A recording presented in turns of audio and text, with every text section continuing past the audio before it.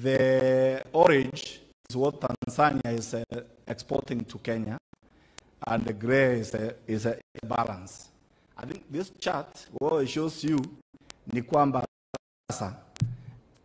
ile biashara, you know, what we export to Tanzania and what Tanzania,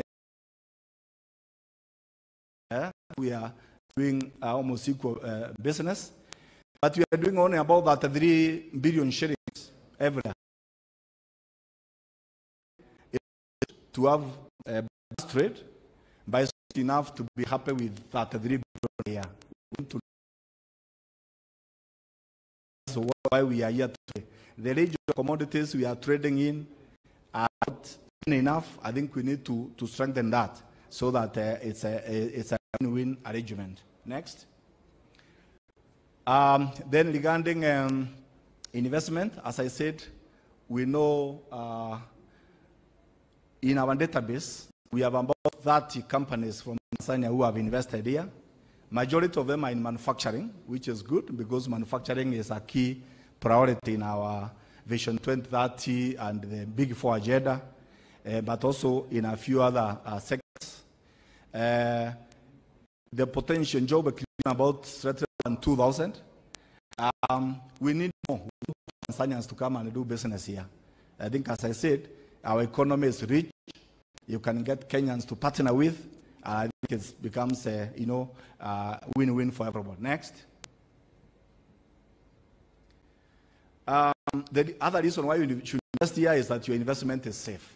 From international instruments that Kenya side record of independence,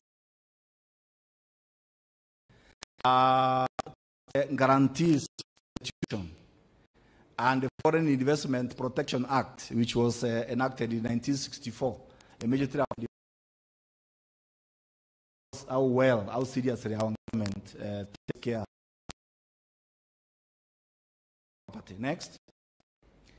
The opportunities very quickly. That is our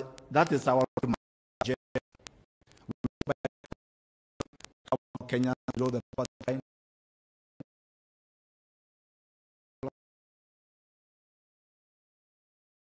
Be Kenya from the country next of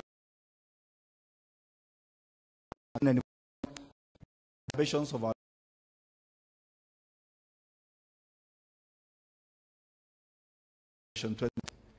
the oil and the minerals, and finally the blue economy in terms of fisheries, processing, and long-term vision. That's where we want to go. That represents the canon that Kenya wants to reach. Next. But long journey goes in steps, and I think for now, in the next 2 or so years, our focus is the Big Four agenda. Everybody in the country is focusing on. And our Big Four agenda is about manufacturing, increasing this to 15% of GDP. It's almost doubling where we are now. So that's our target.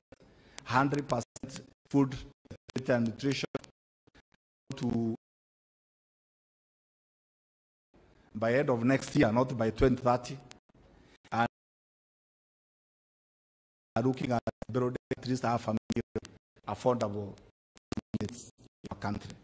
In both the Vision 2030 and Big Four, enablers like infrastructure, technical skills, energy, water, all those are also key areas where you can get opportunities. Next.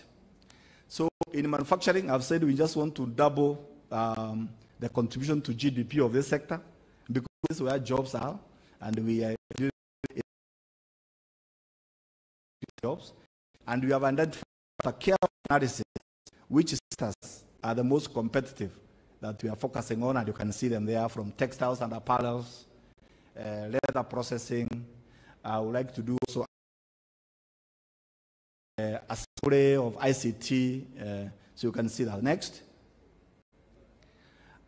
During COVID, these are some of the sectors that again emerged in terms of prominence, like pharmaceuticals, even medical supplies, and related products. Next.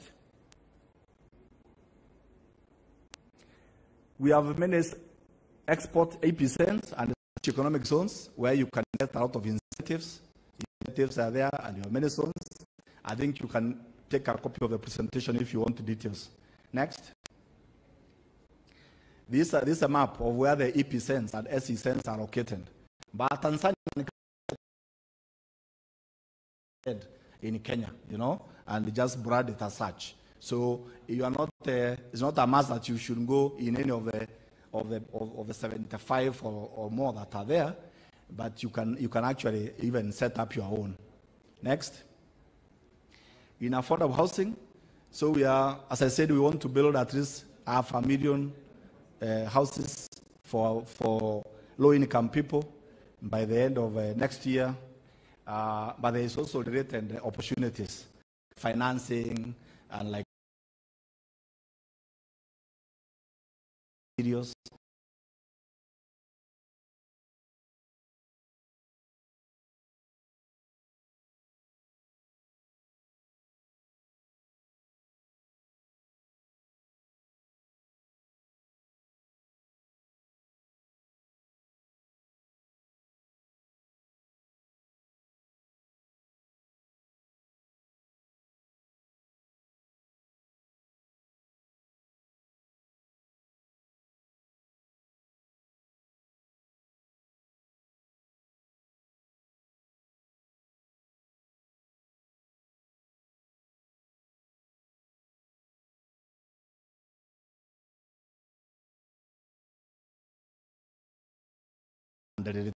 Next, health facilities, and even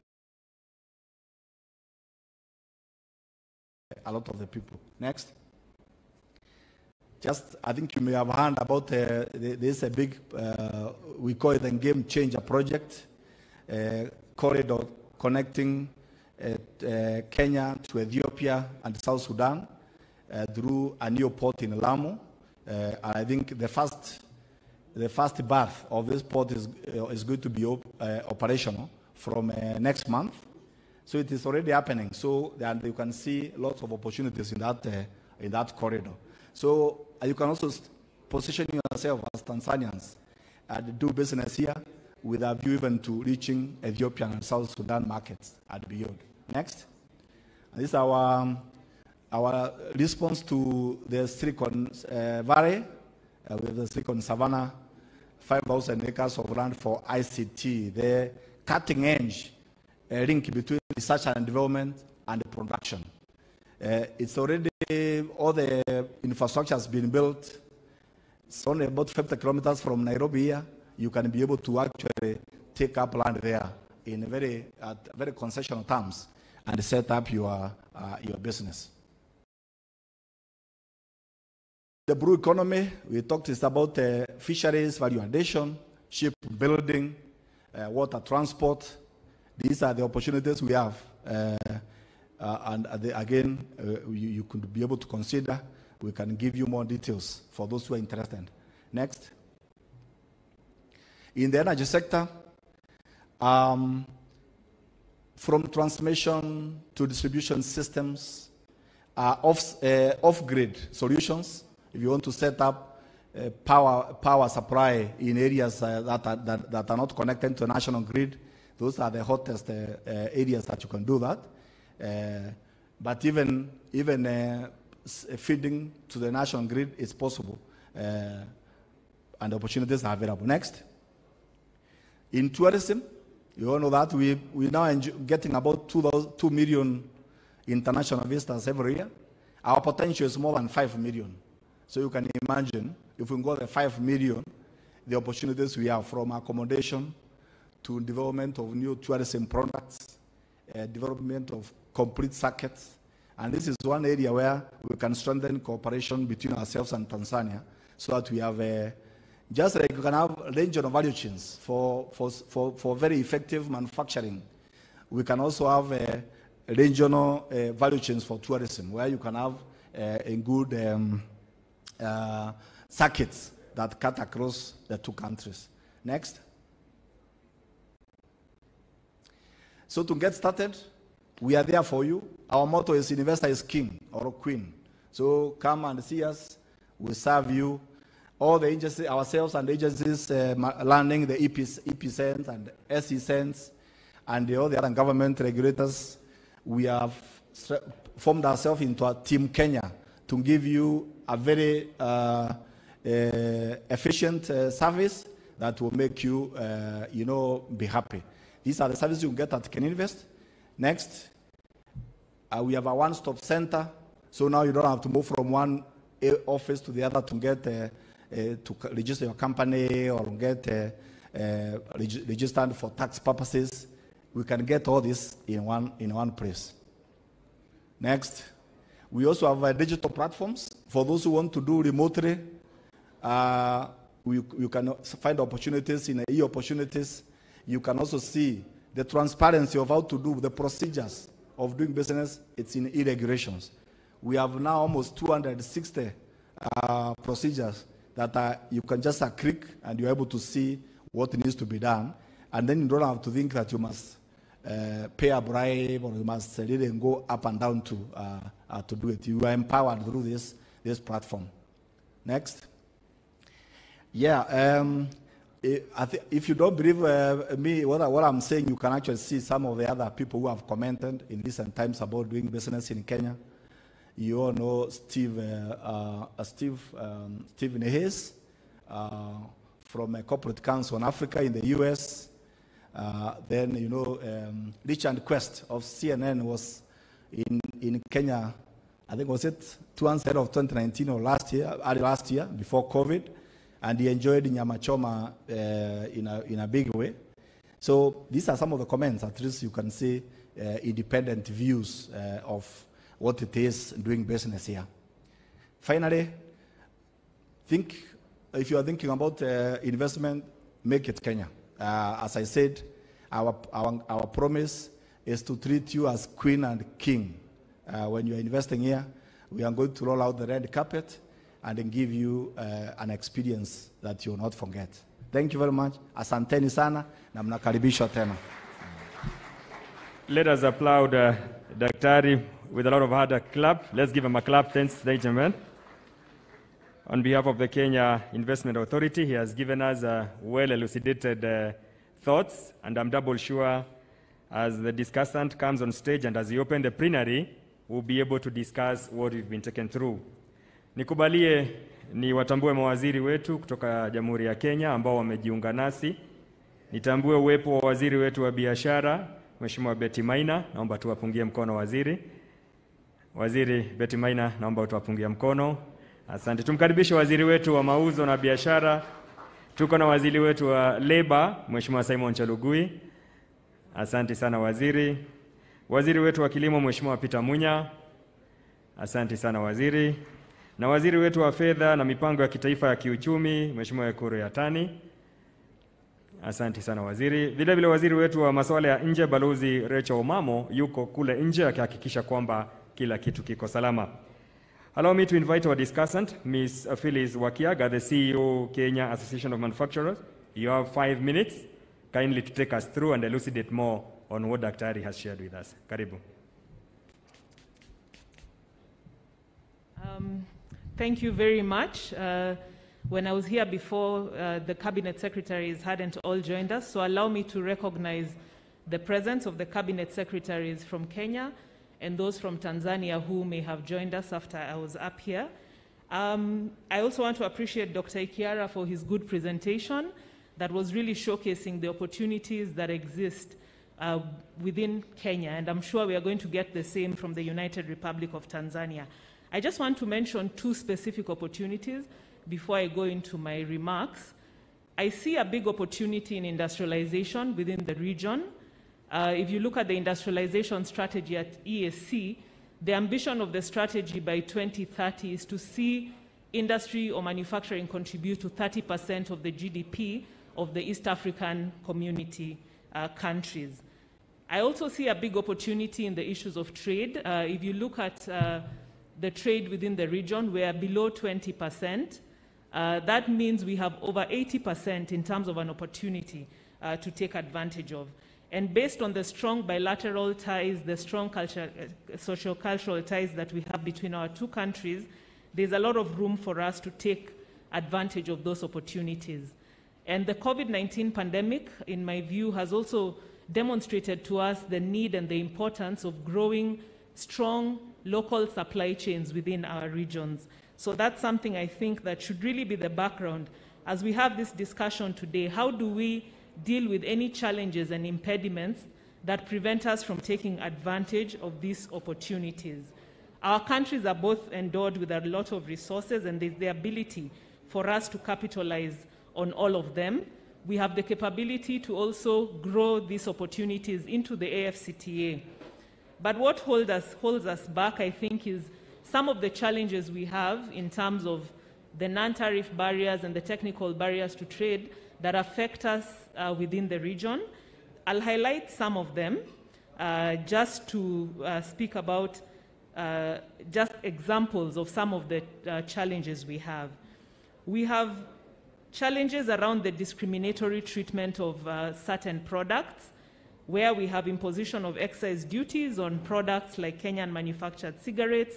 We have things like our motor vehicles, which are sometimes unable to access the regional market, and that, I think, becomes a challenge for both trade and investment within the region. There are also issues around import charges on animal products that impede trade. The issues about free movement of people, and the common market is really about the freedoms, where free movement is one of them, and these are issues that we need to address in order to grow trade. We also have the need to recognize the mutual recognition of standardization marks, so that once we issue standardization marks by either the Tanzania Bureau of Standards or the Kenya Bureau of Standards, we are able to trade our goods freely within the region. The other one I'd mentioned is the rules of origin. The rules of origin were revised a few years back, but there are certain products that, because of some challenges in the rules of origin, are unable to access the EAC market, and these include products like edible oils. And what we are urging is, even as we wait for the finalization of the review of the rules of origin, that between our two partner states, based on the agreement we have to really try and address the impediments between us, to allow these goods to access the market, and to really look at the issue either of the change in tariff heading, or how we can use the criteria of manufacture in which the value of all non-originating material does not exceed 70%. So I just wanted to highlight some of these issues. I know during the plenary we will be discussing more about some of this. As a way forward, the East African manufacturers are very keen about the conclusion of the common external tariff, because we see a lot of opportunity that will arise when we have a 4-band tariff in place, a tariff that really promotes industrialization. So on behalf of the manufacturers in the region, I would really want to urge our ministers and our governments to really consider expediting the common external tariff, and also the discussions on the rules of origin at the back of that. In conclusion, the goodwill shown by our presidents and the political leadership that we saw out of the news today and yesterday, that the barriers to trade have been addressed and there's political commitment to address the same. We just want to urge that if we can have meetings as soon as possible, or even start seeing any goods that are stuck at the border moving freely, that will really back the political commitment with action. It will be what we call kusema na kutenda.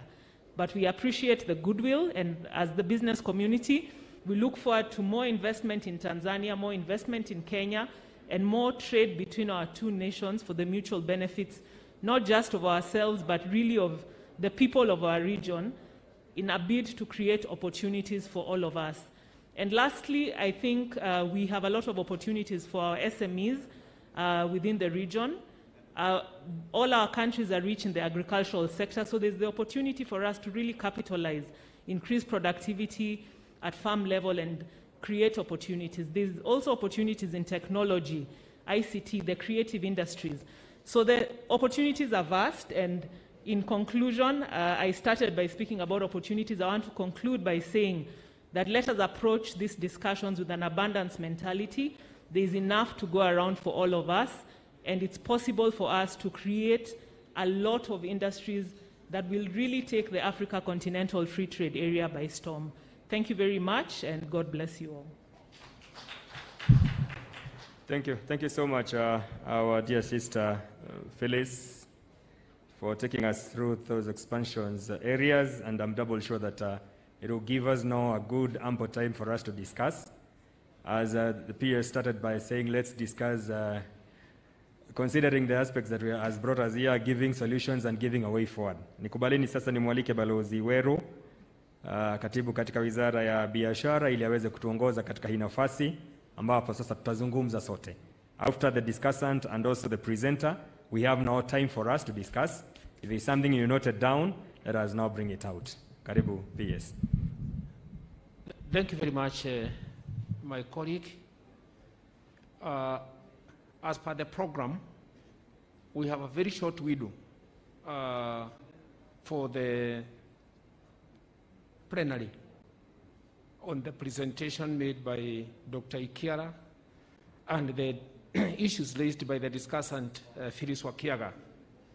What you have done, ministers and delegates, we have 2 roving mics, and my harbor duty this morning is to request you give me a signal by a show of your hand, and I will give you the floor. I would prefer that we make it very short because we have lost a bit of time. I'm waiting to see the first signal, and I'm encouraging the Tanzanian delegation to come forward first. I'm looking at the Tanzanian delegates if they have any reactions to the issues raised by the discussant and the main presenter, so that we can have a conversation, however short. And remember, as I indicated, this is the opportunity from which we shall distill the joint conclusions that we shall present to our leaders when they are alive. I open the floor.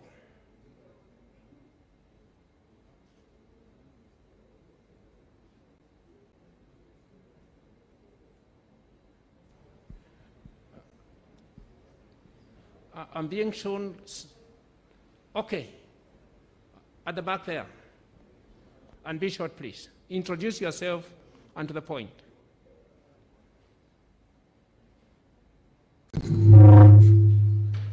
Good morning, distinguished guests, dignitaries, ladies and gentlemen. My name is Paul Makanza from Tanzania. I'm part of the Tanzania Private Sector Foundation delegation, and I'm also the chairman of the Confederation of Tanzania Industries. A very interesting presentation from our colleagues in Kenya on the investment, interesting comments from my colleague, the lady. I just wanted to pick up on 1 or 2 things which I would urge us to consider.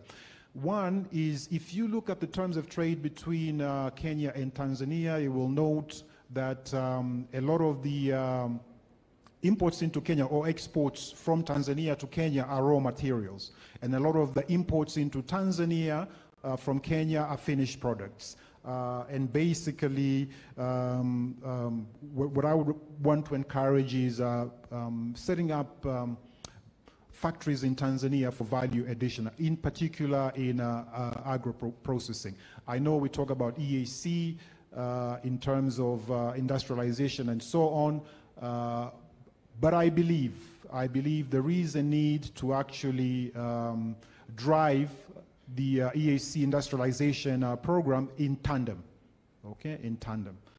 The second point I wanted to raise is to thank my colleague for raising the various issues that inhibit trade within our 2 countries.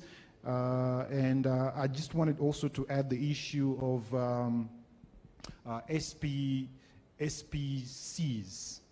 Basically, these sanitary and phytosanitary measures, and we would urge our 2 nations to actually make sure there's regular consultations so that we do not end up with surprises which can then sometimes pull back the trade agenda.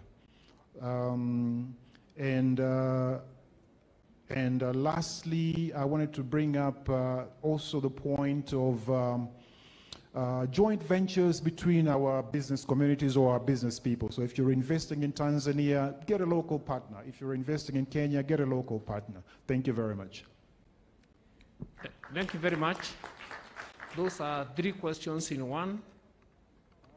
I'll give the last question to my brother over here. Please make it short so that we can catch up with time. You have the floor. Honorable ministers, permanent secretaries, heads of different departments of government, business persons, distinguished guests, ladies and gentlemen. My name is Rostam Azizi, a businessman from Tanzania. I've been listening to the presentations made by Invest Kenya and the lady that did the last presentation. Gentlemen, Tanzania and Kenya potentially can be much bigger than they are. Unfortunately, we're bogged down with petty politics, protectionism, inward-looking, trivial issues that impede economic development. You can see that the relationship between Kenya and Tanzania is skewed. It's skewed because it's very easy for Kenyans to come to Tanzania to invest. And we have many examples. There are 530 Kenyan companies in Tanzania invested over $1.7 billion. But there are only 30 Tanzanian companies in Kenya with hardly $50 million. So this relationship is that of trading tomatoes, oranges, and powdered milk. It's not a relationship that can build the two economies. These economies are giant. $180 billion in GDP. 120 million people. Huge. We hardly have to work with other countries if we really realize the potential of the two countries. We, from Tanzania, have tried to come and invest in Kenya. I came in 2017. I'll give you a small story. I came here in 2017 and I met His Excellency President Uhuru Kenyatta at the State House. And he said to me, Rostam, come invest in Kenya. I said, of course, sir. Why would I invest in South Africa or England or somewhere when I can invest in Kenya? He says, please, what would you like to invest in? I said, well, I think there's an opportunity in gas in Tanzania, in Kenya. He said, please, do it.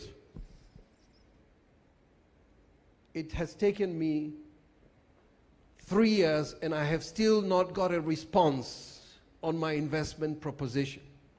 $130 million of an investment that I was ready to make. I met obstacle after obstacle after obstacle.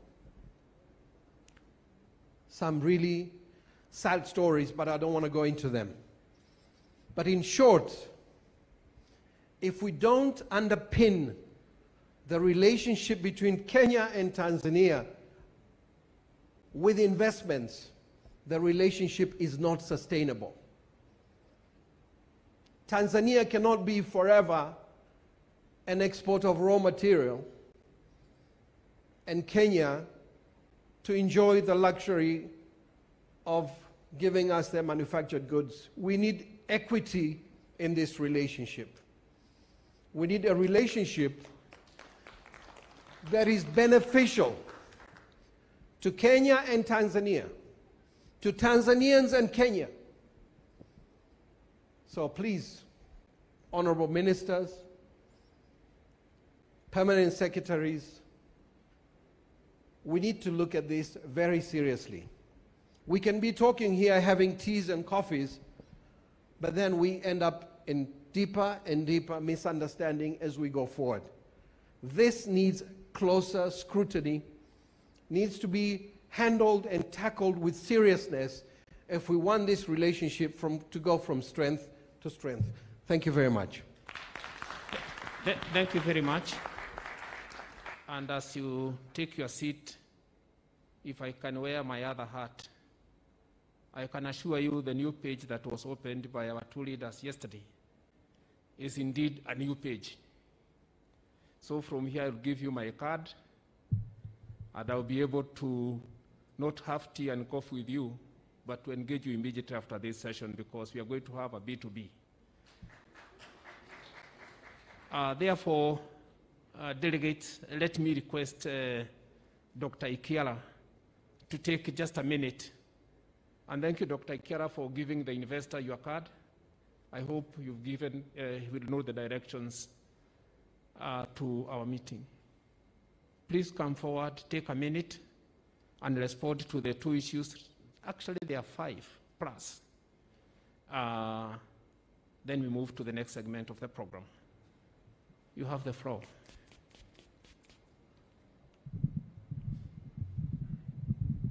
Thank you, Bwana PS. And asante sana kwa ndugu zetu wale wamechangia, wameuliza maswali. We appreciate. I think swali ya kwanza ilikuwa, it was actually an idea about idea of setting up processing value addition factories so that one country is not exporting only raw materials, but they have a chance to do value addition. My response to this is that in the region, the opportunity is immense for everyone. So I don't see actually why this cannot happen. And this with the idea of, promoting joint ventures is a good thing.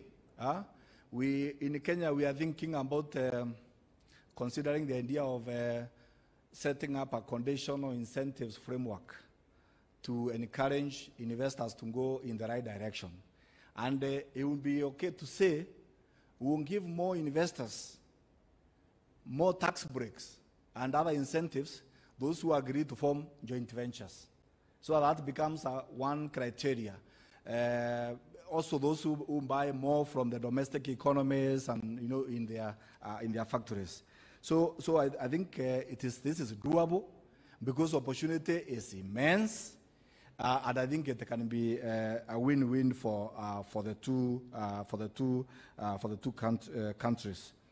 I think on SPS, maybe somebody else, maybe Phyllis may talk about this. But I think this is a good idea also, that if the two countries are consulting, properly, regularly, and sincerely, and they also guided also by international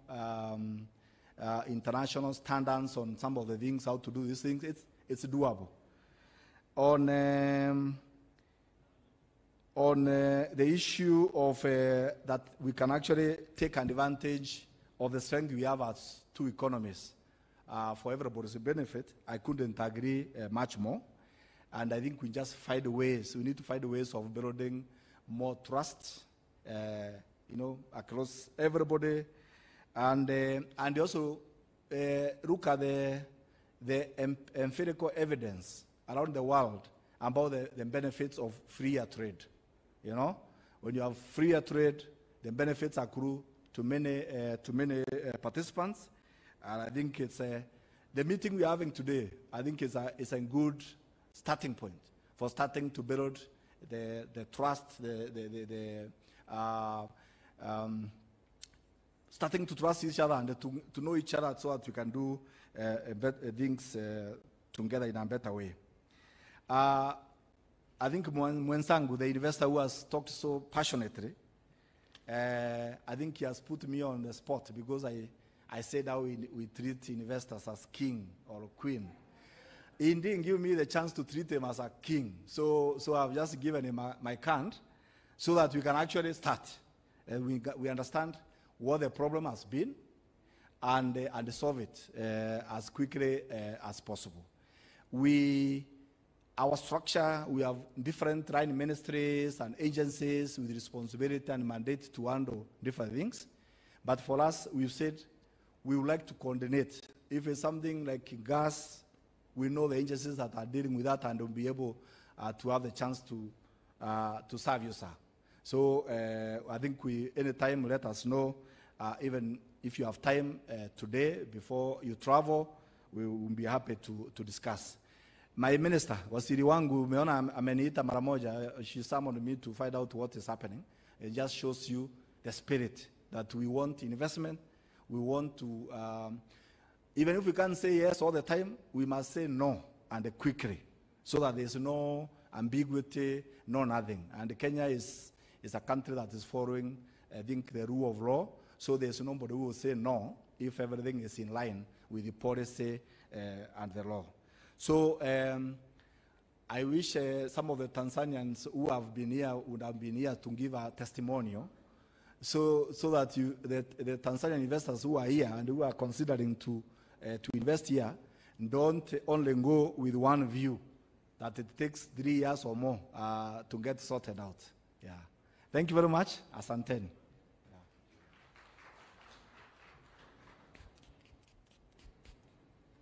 Thank you so much, Dr. Moses, for that affirmation that something will happen. And thank you so much for, we agreed as when we were starting that let us have candid discussion, let us have problems, and also let us forge forward for solutions. And that's why we are here. Mnikubalia nitambue uwepo wa waziri wetu wa spoti, tamaduni na turathi za kitaifa, Balozi Amina Mohamed. Naomba wapungie mkono wenzetu, karibisha waziri wetu. Asante sana. Nafasi hii ningependa tuingie katika ndugu zetu. Allow me to invite the first presenter, Tanzania Export and Investment Potential, Daktari Manduhu Kazi, the Director General, Tanzania Investment Center. Daktari Moses, you have your 10 minutes to take us through your presentation. Karibu sana.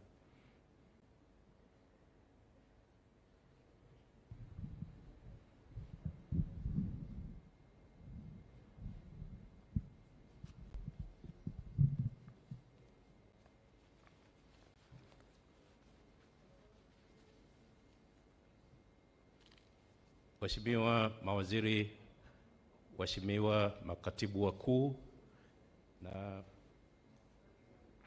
wakuu wa taasisi,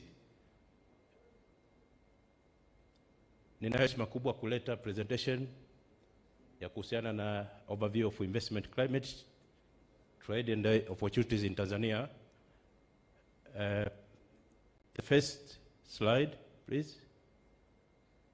Yeah, this is the agenda for today. Next. Next slide, please. Yeah, so this slide answers a very prominent question as to why should one consider to invest in Tanzania. We have so many reasons for one to consider to invest in Tanzania, but I just put very few there. The first, which is also very, very important, is that in Tanzania there is peace and stability, and according to very many sources, including the sources about Peace and Stability Index, they have ranked Tanzania among the most peaceful countries in the world, and in Africa it is on the 7th slot, and in the East African region we are the first. So if you are an investor, you are assured that your property is well protected because security organs and the people of Tanzania are very good people, so you are assured of peace and stability, but we also have a good governance and stable post-election and no civil wars. In economic stability, Tanzania is very stable economically. We've been growing by about 7% for so many years, but even during this time of pandemic, where so many countries suffered, including very large and rich countries in the world, Tanzania has been vigilant. Tanzania has been resilient. We grew by a positive 4.7%. So this is a remarkable evidence that the diversified nature of the economy has been able to make us absorb the shock very efficiently, to the extent that we did not grow by a negative %. And we also have so many natural resources that one can tap in order to put on an investment. These include the arable land, natural gas. Also, the wildlife that we have in Tanzania is also an attraction for some people to consider to put up investment projects in tourism. But besides having said that Tanzania is politically stable, we also have another advantage similar to that, that your project will be protected because Tanzania has signed so many guarantees, acts that protects the investment of investors in Tanzania. Here I just mentioned some of these, which make sure that your investment is protected, and we have not gotten any problems with people being confiscated their properties or anything like this. We also have a strategic location that Tanzania is surrounded by 6 landlocked countries. Starting from the north, you have Uganda, Rwanda, Burundi, Congo, Malawi, and Zambia. So if you put your investment, there is enough transport of goods from Tanzania to all these parts which are neighboring Tanzania. But we also have 3 international airports, but we also have 3 ports. These are very well advanced, and they are very efficient to make sure that even your investment is well saved with these infrastructures. But in terms of the infrastructure, we also need to add that the government has been investing so heavily in opening up the country from all corners of the nation to build the roads and bridges, and also we are having a very big investment of SGR, which is coming on, which all these are there to facilitate the investments. Also, we have access to markets through regional blocks, EAC, SADC, but also we have access to markets through the treaty that we have with the other organizations like the EU. So this is a ready market that any investor can be taking advantage of. Next, please. There you see investment categories. There are 3 for simplicity, and we have normal investors, strategic investors, and special strategic investors. They are categorized according to the capital that you have, the minimum capital that you have. As you can see from there, the minimum capital requirement for a foreign investor just for a normal investment is 500,000. It goes all the way up to special strategic investors status, whereby a person or a project need to have a minimum capital of $300 million. So as you proceed from the normal to the strategic, special strategic, you can have access to many incentives for investment. So now I can see that Kenya has got so many people who are interested and who are rich, and who we can have so many people investing in this strategic status. So I will recap a bit on this, but let's proceed. We have investment incentives ranging from fiscal and non-fiscal incentives. We have, for the fiscal incentives, we have exemption on project capital goods, whereby you have zero import duty for the capital goods that you import, and also on raw materials.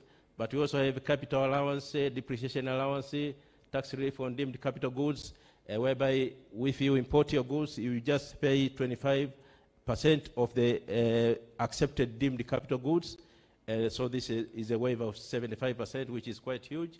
We also have some reduced corporate tax to 20% to some sectors, as you can see there, but also on assembly of some boats and all this. So in terms of the fiscal incentives, if you are a strategic investor or special strategic investor, you have the incentives which are more than these that I have mentioned here, and it's open-ended to the extent that there are so many incentives that you can get if you are in the strategic investor status. Next, please. These are non-fiscal incentives whereby initially you have you are allowed to have expatriates, five expatriates during the implementation of the project. You bring your 5 experts, nobody asks you any questions whatsoever, and also we have free repatriation of funds, as you can see, net profits and repayment of foreign loans, royalties, etc. Next, please. And now I'm going to talk about the trade between Tanzania and Kenya, and also I'll touch on the region. You see from there, this table has been talked about much, and I want to talk a bit, next please, want to talk a bit about the manufacturing. You can click, please. Yes, manufacturing. You see that this is the project, this is the sector that has got so many projects and also has got so many jobs. Next, please. Next, please. Now, agriculture, I need to point out this figure of 7,415 jobs from 31 projects. This is an indication that agriculture is able to generate so many jobs. If you look there, agriculture in terms of jobs generation is next to manufacturing. So this is quite important when we think about creating jobs, which is also a crucial goal for the government of Tanzania to create a total of 8 million jobs by 2025. So agriculture is able to generate many jobs because also the largest percent of population in Tanzania are engaged in agriculture, and it has got a very big multiplier. Next, please. This is a summary of investments that are in Kenya, which have been invested by Tanzanians. The worth is $179.6 million, and able to generate jobs about 2,642 to Kenyans. And we can see there the projects range from manufacturing of trailers, processing of cassava, starch, wheat milling, etc. This has been discussed a bit earlier, so I don't want to spend more time on this. Next, please. And now this slide talks about the shares of Tanzania's trade in East Africa. If you see the first part of export shares, you see that for exports, the share of Tanzania to the region, to the East African region, has been decreasing. It's large, of course, that Kenya is the destination that we export quite a lot compared to any other country in the East African region, but it has been declining from 84.8, you can see all the way down to 2019 is 40.2% of the exports that goes to the East Africa region go to Kenya. Now, this is a bit diversified, if you see, and it has been going on with a diversified spectrum across these countries from year to year. But I'll come back to this. Let's go to now, don't move the slide. If you go down there, you see import shares. that Kenya is the largest source of our imports, so to speak, and the percent, if you look at the percent, is fairly stable. It's more than 80% consecutively from 2015 to 2019. That's remarkable, and I may need to come back on this in a few minutes. Next, please. Next slide, please. So I can summarize that table of statistics with this graph, which shows the trend of trade between Tanzania and Kenya. You see from 2014 to 2015, that pink line there is about exports, and the blue one is on imports. These countries have been able to more or less close the trade gap. As you can see, those lines are moving together. It's healthy, but also is declining. It's declining, and I need to point out a few things on this. If we move to the next slide, please. So for the past 5 years, if you see from 2016 in the previous page up to now, 2020, the trade balance has been in favor of Kenya, although for a very small portion, but it is in favor of Kenya. The major products have been mentioned by my colleagues. Most of these from Tanzania are maize, paper, actually they are agricultural products, and it's wood and timber. Also we have major imports from Kenya to Tanzania, most of the industrial goods, as you can see from there. Next, please. Now I go to the investment opportunities in Tanzania. We have so many investment opportunities, starting with the pharmaceutical and medical equipment. In Tanzania, this is a very lucrative subsector that someone can consider to invest because we import up to 90% of the medical and pharmaceutical equipments that we bring over to Tanzania. And this has been depriving us of our forex. So that is an important area that you can consider to get advantage of opportunities in specialized hospitals and diagnostic centers that exist in Tanzania. Next, please. Agro processing and fishing, there are so many opportunities there. In cotton, 80% of the cotton is exported raw. So this is an important area that you can consider to put value addition on ginning, spinning, weaving, and textile and garments. So for cane sugar production, there is also a big potential. In Tanzania, the topography of the soil is very good, and we have so many areas that are surrounded with the rivers, so you can take advantage of the irrigation that can be available to the cane production. But also the cane yield is very good for Tanzania. It's about 120,000 tons per hectare, which is among the largest in the world. In edible oils also, we have some gap that we may need to have some projects to invest in. So you can invest in large-scale farming of oil seeds, establishment of oil seeds processing facility, as well as refineries. But also for fishing and aquaculture, Tanzania has got a very big area of fresh water. It's about 6.1%. And also we have 64,000 kilometers square of the marine waters that can also give an area for people to consider to put fish processing industries. Next, please. We have also opportunities in livestock and leather industry, in animal trading, slaughtering, meat processing, and leather processing. Next, please. In mining and metals, we also have opportunities there. Gold is very vibrant there, 93% of all mineral exports. So you're welcome to take advantage of that opportunity there. Next, please. Oil and gas, there are so many opportunities.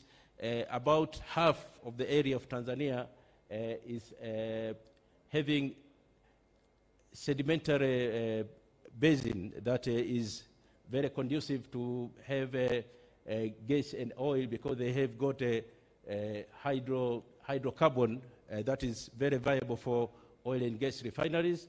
And as examples, we have now the ECOP, which is a 4 billion project, and the LNG is coming forth with about 30 billion dollars worth. So you are welcome to also consider to venture in that area. Next, please. Tourism and leisure is also another area that you can consider. There are so many opportunities there, as you know, including tourism hotels, leisure parks, etc. Next, please.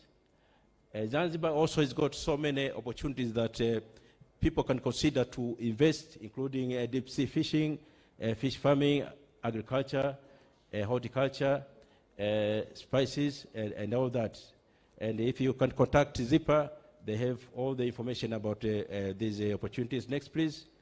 In Zanzibar also, there are investment opportunities in export processing zones and special economic zones for industrial and commercial parks, utility plants, and also manufacturing projects. Next, please.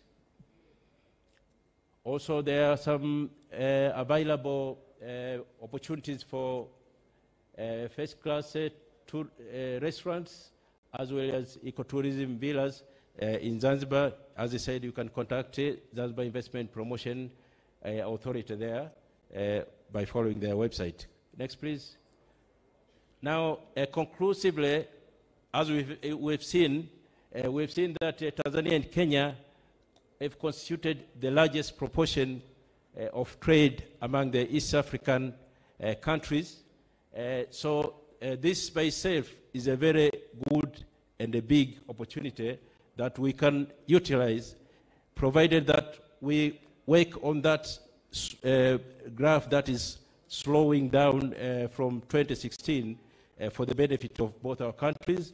Also, there is huge underutilized exports potential in Kenya market, and the trade, as we saw, is narrowing and has been stagnated since 2016. We don't know what's going on, but the business community have been discussing some issues there, and I think even in the preliminary you can also discuss maybe there are NTBs or whether there are beggar-thy-neighbor policies going on. So I expect to hear a lot. Also, there is great investment opportunities in agriculture, value addition, as well as tourism, both in mainland Tanzania and Zanzibar. So, having said this, we go to the next slide. This is to give you a cordial welcome to invest in Tanzania. And the first call for contact in Tanzania about all investment issues is Tanzania Investment Center. And there we have a one-stop center with 10 government institutions, which we can serve you very, very quickly. But we also have an avenue where we meet to solve if there are any problems from investors now on quarterly basis. So we can get to address the issues that the investors are having to make sure that all investors are comfortable to invest in Tanzania, and they can consider to expand their investment opportunities. Thank you very much. Asante sana Daktari Maduhu Kazi, mkurugenzi mkuu kituo cha uwekezaji Tanzania. Asante sana kwa ushauri wako. Tunashukuru kwa yote ambayo umeyasema. Nikubaliwe kabla ya kuwaleta the discussants, niwatambue viongozi ambao wanazidi kujiunga nasi, hususan kutoka taifa letu la Muungano wa Tanzania, mabalozi, mawaziri ambao wako nasi. Kwa njia ya kipekee nitambue uwepo wa Mheshimiwa Balozi Liberata Rutangeruka Mulamula, ambaye ni waziri wa mambo ya nje na ushirikiano wa Afrika Mashariki. Tafadhali tupungie mkono, tumkaribisha tafadhali. Asante sana Mheshimiwa Balozi. Nitambue uwepo wa Mheshimiwa Profesa Adol Mkenda, waziri wa kilimo. Tumkaribisha waziri. Karibu sana waziri, Profesa.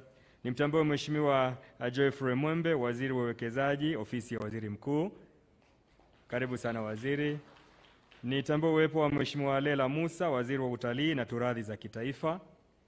Karibu sana waziri, na iwapo kuna wengine ambao wamefika, anayehusika na itifaki kutoka jimbo au taifa la Tanzania ataweza kunifahamisha. Ningependa nafasi hii, allow me to invite we have 3 discussants and I'm requesting them to take 2 minutes each, kindly, because we have 6 minutes for the 3 of them.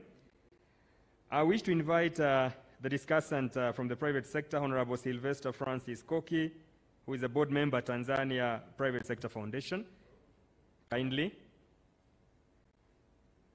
As he is joining us, I also wish to invite Mr. Paul Mukanza, who will follow after Mheshimiwa amemaliza.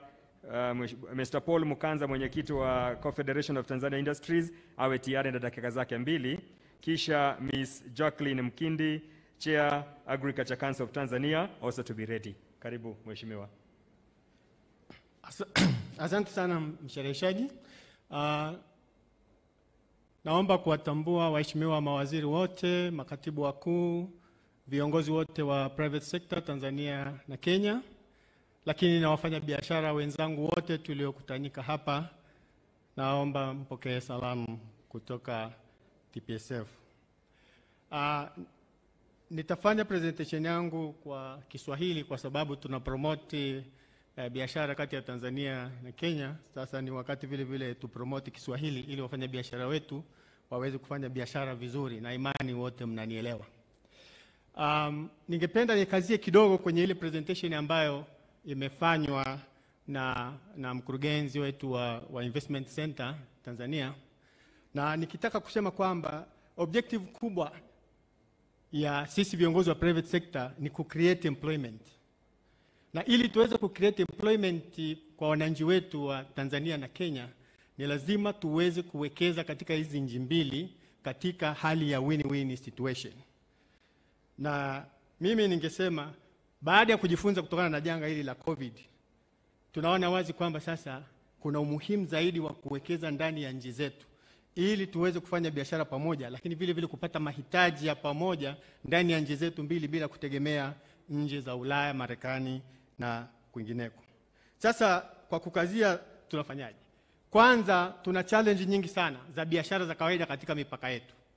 Na tumekubaliana kwa goodwill ya viongozi wetu, marais wetu kuanzia jana walivyoongea, na mawaziri wataendelea kuongea, kwamba sasa ni wakati especially TBS na KBS waondoe yale mambo ambayo yanazuia ufanyaji wa biashara kati ya hizi nchi mbili, na hususan katika mambo ya standard za bidhaa mbalimbali katika nchi hii. Hili ni jambo la kwanza la haraka ambalo wafanyabiashara wengi wa Tanzania na Kenya wanalilalamikia sana. Lakini jambo la pili ni kuhusu investment. Tunafanyaje? Sisi tunaamini, kwa nini ujenge likiwanda likubwa Kenya ukifikiria tu kuchukua raw material kutoka Tanzania, au ujenge likiwanda likubwa Tanzania ukifikiria tu kuchukua raw material kutoka Kenya na kwenda kutengeneza pale? Kwa nini usijenge kiwanda cha kadri Kenya, lakini vile vile ukaenda Tanzania hata ukapata joint venture, ukajenga kiwanda Tanzania, ukacreate employment, ukapata raw material kwa karibu, ukatengeneza bidhaa na zenyewe zikawa made Tanzania au zikawa made Kenya, uka-export. Lakini utakuwa tayari una joint venture na Mtanzania, una joint venture na Mkenya, lakini vile vile umecreate employment kwa wale wa Tanzania. Ili tuondokane na ile hali ya kuwa na kiwanda likubwa kwamba sasa employment ni Kenya na bidhaa raw material inatoka Tanzania. Kwa hiyo tukifanya hivyo tutakuwa na ile win-win situation kwamba tuna invest Tanzania, tuna invest Kenya, na kwa sababu vile vikwazo vitakuwa vimeondolewa, nina imani kwamba uchumi wa nchi hizi mbili utaendelea kuwa mkubwa, tukitegemea kwamba tuna zaidi ya idadi ya watu milioni 100 ambao tayari wanatupa nafasi ya kuwa na soko kubwa katika uwekezaji ambao tutafanya. Sisi private sector ya Tanzania tuko tayari kuwapokea wa Kenya endapo tunaona kwamba kila kitu kinaenda katika hali ya win-win situation na hakuna tena malalamiko kati ya wawekezaji katika nchi hizi mbili. Asanteni kwa muda niliopewa. Asante sana Mheshimiwa kwa utendeti na kuongea kwa ufasaha. Asante, na ujumbe ambao umetoa ni mufti na tunashukuru. Nafasi nitamwalika Bwana Paul Mkanza, the Chairman Confederation of Tanzania Industry, dakika zako 2. Na Mheshimiwa, asante, you set a good pace. Tukifuata hivyo tutafanya vyema. Asante sana ndugu MC, na mimi naomba kutambua uwepo wa waheshimiwa kutoka pande zote mbili, Tanzania na Kenya. Na mimi naomba niongee, mwenzangu kaongea kwa Kiswahili na nataka kuonyesha pia kwamba na sisi Kiingereza tunakijua pia. Kwa hiyo nitaomba niongee kwa Kiingereza. Mwenzetu wa TIC ameongelea kwa nini mje Tanzania kuinvest. Why you should come to invest in Tanzania. And there are a number of given. I mean, for us in Tanzania, issues like political and economic stability, natural resources, the strategic location, these are given. We take them for granted, but you can never take these things for granted in other nations. So for us, you know, these are very attractive. But I just wanted to focus on the issue of market access. I know, for example, Kenya is not a member of, is a member of COMESA, but not SADC. Yeah? And therefore, you are missing out certain opportunities within the SADC region, which is a huge region of about, it's a market opportunity of about 342 million people. Now, I know within these regional trading blocks, we are aware that other regional trading blocks are developing. You have the tripartite free trade area, and obviously the African continental free trade area. And I think it is about time now we started, you know, thinking as East Africans relative to the other trading blocks. But I also wanted to emphasize a very critical point in terms of market access into Tanzania, and allow me to be a little self-indulgent here as a Tanzanian. I think our presenter was a little shy to mention two critical issues. There will always be questions about, okay, you're telling me come into Tanzania and invest. What about the investment climate? What about the business environment? As the chairman of one of the largest businesses in Tanzania, Tanzania Cigarette Company, I want to assure you, our government is working very hard to ensure that we have a conducive business environment. And we as a private sector are constantly on their necks to ensure that this actually happens. And we have the blueprint for regulatory environment reforms, and basically just to give you confidence that through various engagements, which we continue to do, we are beginning to see movement in a number of areas. Positive movements. I don't need to talk about the hard infrastructure, and I think for those who've been to Tanzania lately, you will have seen how the infrastructure projects have taken off, from roads, ongoing projects in rail and so on. And therefore, ladies and gentlemen, I welcome you to invest in Tanzania. And if you have any challenges, the TIC gentleman is here. Grab him, get his card. Thank you very much. Thank you so much. Asante sana ndugu Paul Makanza, mwenyekiti. Namwalika sasa dada Jacqueline Mkindi, ambaye ni mwenyekiti wa masuala ya kilimo Tanzania. Dakika zako mbili dada. Shukrani sana. Honorable ministers present here and chief secretaries, viongozi wenzangu kutoka sekta binafsi Kenya na Tanzania, distinguished guests, ladies and gentlemen. Na mimi nitachukua muda mfupi sana comment on the very powerful presentation from Dr. Maduhu about investing in Tanzania. I will not dwell much on the opportunities, investment opportunities in Tanzania, because they've been very well presented by Dr. Maduhu.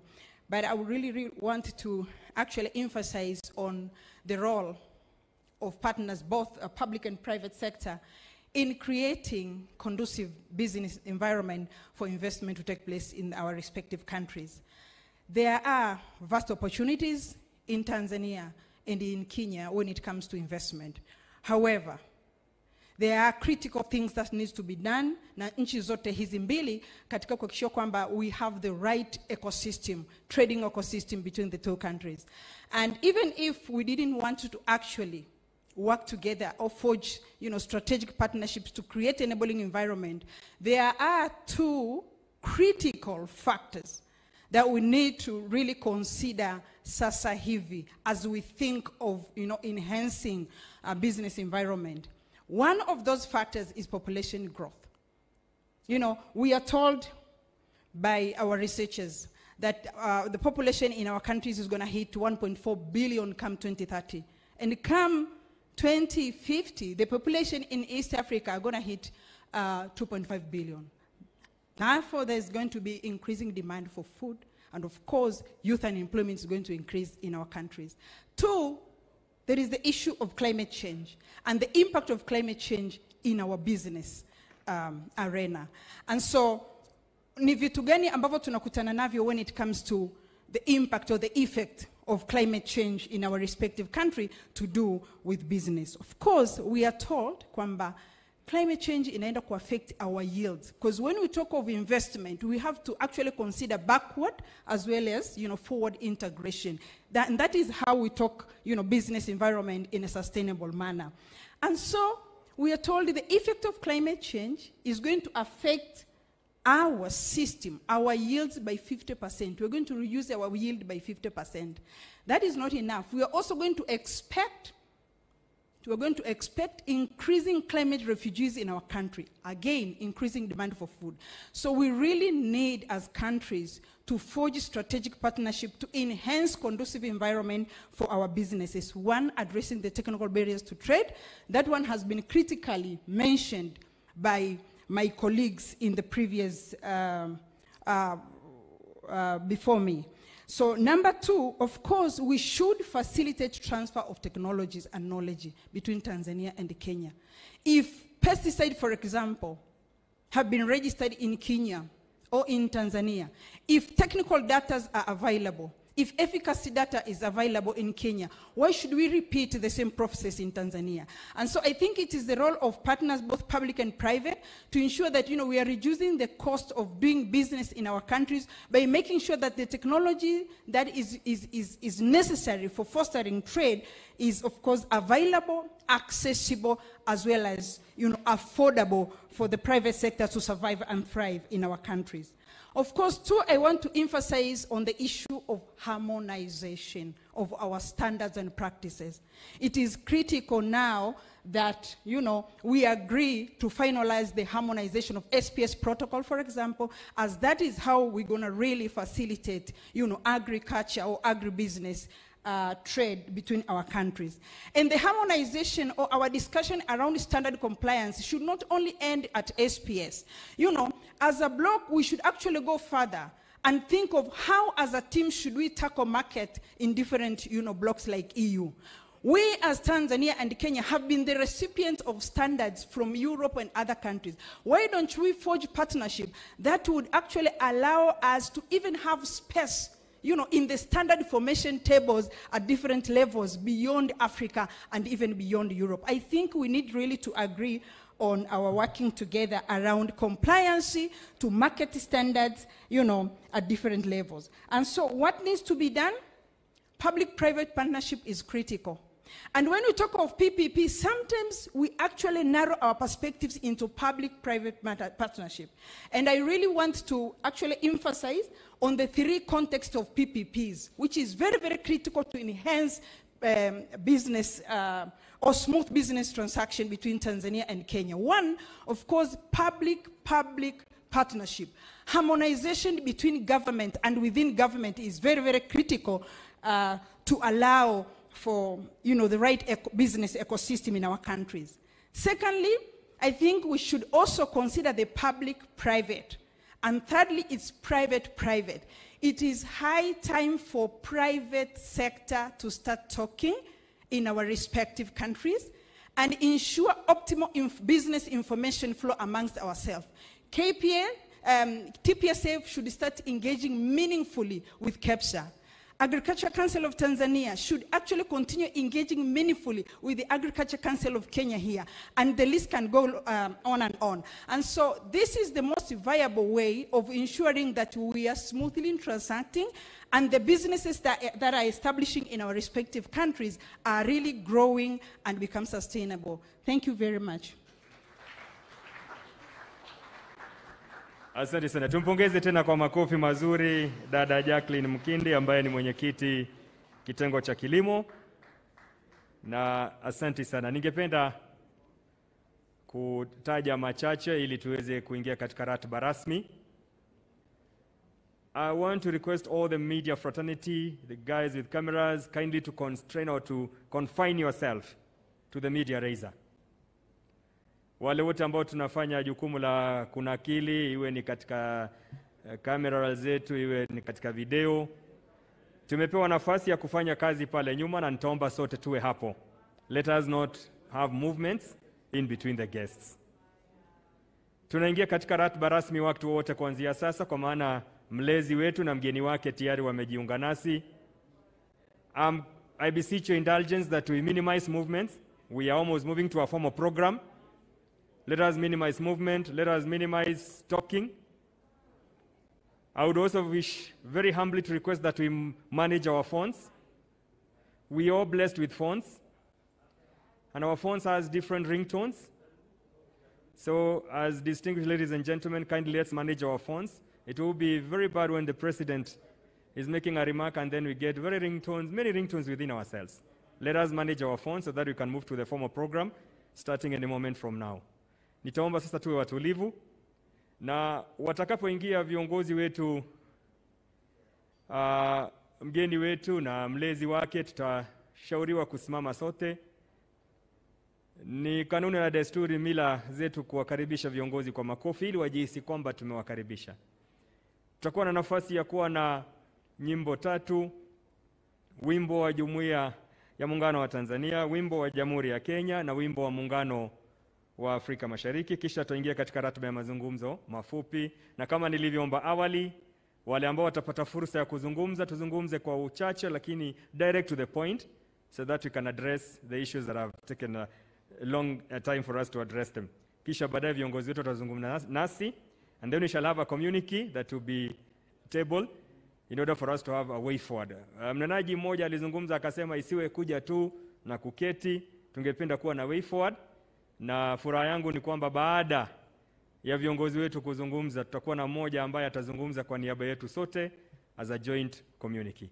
Kwa hivyo kwa sasa tuwe watulivu, nitakuwa nikiwashauri wakati ambapo utafika. Asanteni.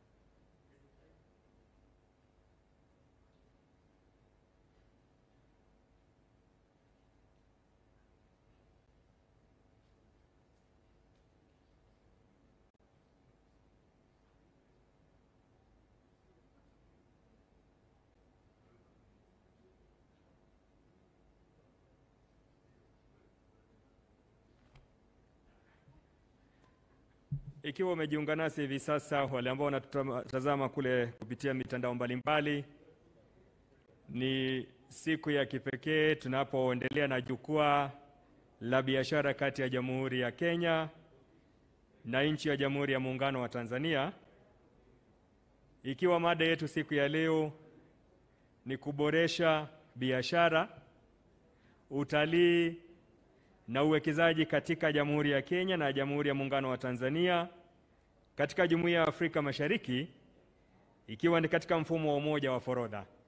Mazungumzo yalianza hapo awali na tunaendelea kuangalia vikwazo na hata kutafuta suluhu. Endelea kujiunga nasi.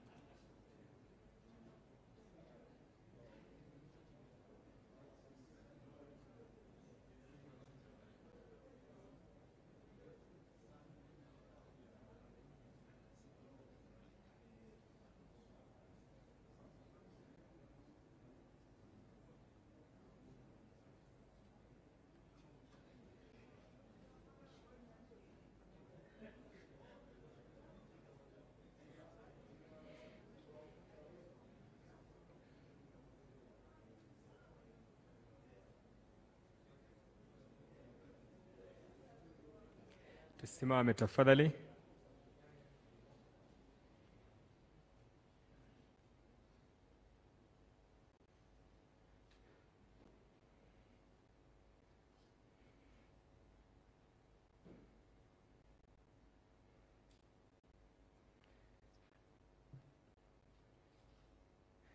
Naomba mabibi na mabwana tusimame kwa heshima tumkaribishe Mheshimiwa Uhuru Kenyatta, Rais wa Jamhuri ya Kenya, na Mheshimiwa Samia Suluhu Hassan, Rais wa Jamhuri ya Muungano wa Tanzania. Tuwakaribishe kwa makofi wa taifa.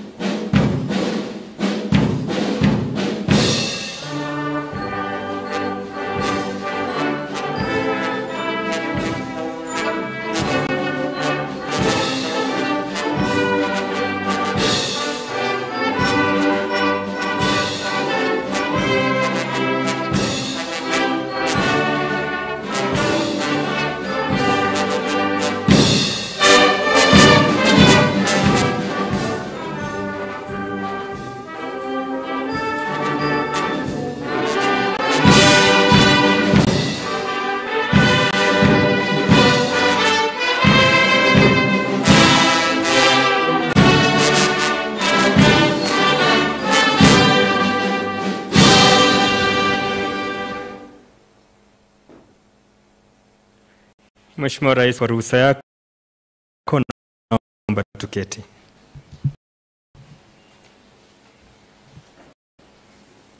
Mheshimiwa Uhuru Kenyatta, Rais wa Jamhuri ya Kenya na Amiri Jeshi Mkuu wa Majeshi ya Ulinzi, Mheshimiwa Mama Samia Suluhu Hassan, Rais wa Jamhuri ya Muungano wa Tanzania, waheshimiwa wajumbe viongozi kutoka nchi ya Kenya, waheshimiwa wajumbe viongozi kutoka nchi ya Jamhuri ya Muungano wa Tanzania, mabibi na mabwana. Karibuni katika jukwaa la biashara kati ya Jamhuri ya Kenya na nchi ya Jamhuri ya Muungano wa Tanzania. Mada ikiwa ni kuboresha biashara, utalii na uwekezaji katika Jamhuri ya Kenya na Jamhuri ya Muungano wa Tanzania katika Jumuiya ya Afrika Mashariki, tukizingatia mfumo wa umoja wa forodha ikiwa njia moja ya kutanua wigo. Naomba sasa Mheshimiwa Rais unikubalie nimwalike katibu wa kudumu katika Wizara ya Biashara nchini Kenya atuongoze kwa kipindi kifuatacho. Katibu Balozi Wero, tafadhali tuvalie.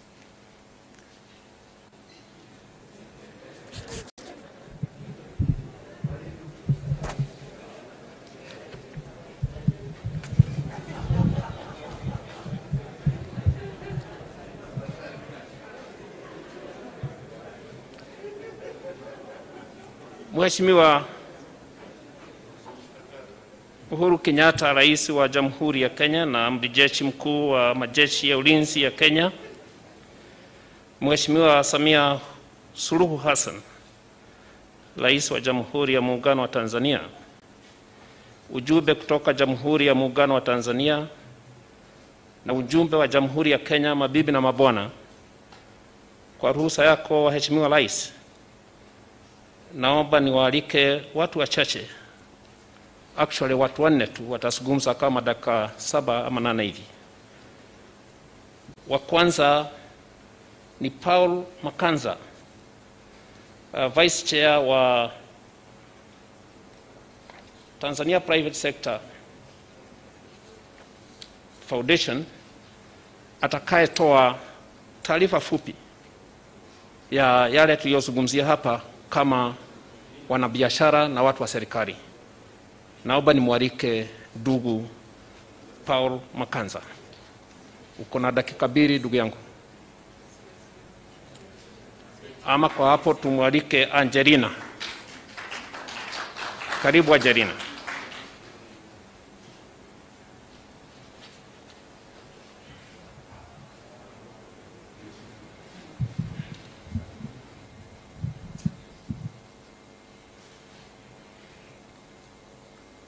Your Excellency Uhuru Kenyatta, the President of the Republic of Kenya, Your Excellency Samia Suluhu Hassan, President of United Republic of Tanzania, Honorable Ministers from both countries present here today, Honorable High Commissioners, government officials, Mr. Nick Nesbitt, Chairperson of Kenya Private Sector Alliance, business delegation from both countries, members of the press, distinguished guests, ladies and gentlemen, all protocol observed. I bring greetings from the Tanzania Private Sector Foundation and on behalf of the entire private sector to the people of Kenya. Our special thanks to the Kenya Private Sector Alliance for organizing this historical business forum. Your Excellencies, I must admit we have had similar business forum before, but this one will be memorable as we have a high-powered delegation from both countries.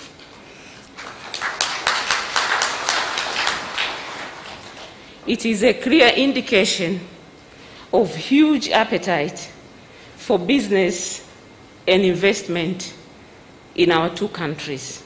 But most importantly is because of your presence and your support to the private sector development. Your Excellencies, your presence here today is a strong indication of the close historical ties between our two nations. Our powerful message as a private sector in Kenya and Tanzania is to widen and deepen investment trade relations for the mutual benefits of our two countries. Your Excellencies, today's Business Forum is a very important and a timely opportunity for Tanzania and Kenya business community to meet, discuss, exchange experiences with a view to highlight success, challenges, and most important, proposed solution for sustainable private sector development for our two countries that form part of Greater EAC. Your Excellencies, I wish to identify some of the key areas that require our utmost attention, if addressed, will unlock investment and trade opportunities between our two countries. Kindly allow me to mention a few. Number one is the value of collaboration. There should be a strong collaboration between Kenya and Tanzania business community to accelerate our economic recovery given the current COVID-19 pandemic. All of us has taken lessons, especially in having collaborative and harmonized approaches. This business forum is an opportunity to engage on various key areas, be it tourism, agriculture, digital economy, infrastructure, investments, projects that can create jobs, and rules of PPP. In recovery of various economy, we need to position our two countries to attract investments, working together as collective, first and foremost, is very critical. Number two, upholding trust and mutual respect. These are crucial elements in our bilateral investments and trade engagements. We should enhance trust and mutual respect between our economic actors. Number three, investment in value addition. Our countries are endowed with natural resource and comparative advantage, which must be properly harnessed so they contribute significantly to our economies. We must challenge the conventional thinking and innovatively use our resources to drive positive change. We must together exploit such potential for the benefit of our countries by investing in value addition and processing industries. Number four, increase bilateral trade between our two countries. Despite the fact that there is significant trade between Kenya and Tanzania, great potential still exists, given the opportunities available. However, this has been undermined by persistence of recurring NTBs and technical barriers and SPS, sanitary and phytosanitary measures that limit the capacity of manufacturers to enter regional markets for their products. In conclusion, I wish to thank you, Your Excellencies, once again for honoring us with the presence today. I also extend my sincere thanks to all members of the business community present here. Thank you all for your time and participation. We look forward to affirmative actions that will address the existing investment and trade issue that has been highlighted above for the mutual benefit of our nation and our people. God bless Kenya, God bless Tanzania, God bless Africa. Thank you for your attention.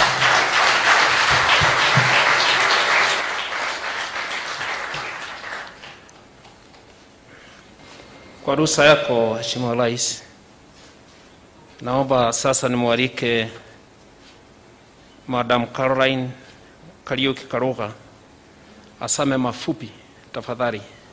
You have the floor.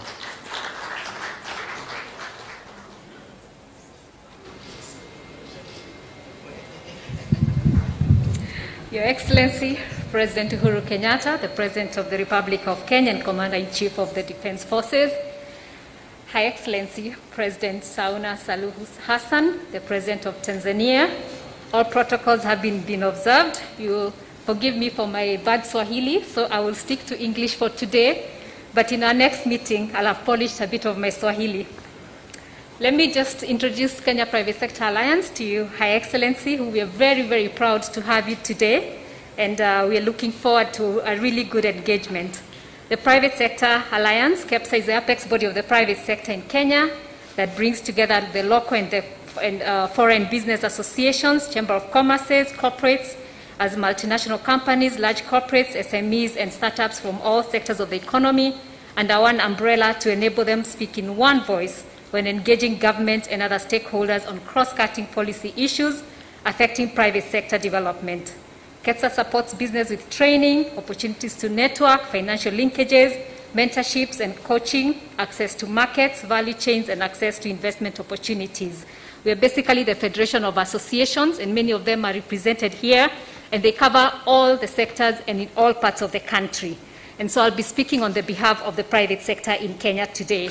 And since my colleague from the TPSF, which is the KEPSA of Tanzania, has highlighted some of the areas that we want to look at, I'll be basically looking at some of the areas that we want to discuss in terms of just the specifics.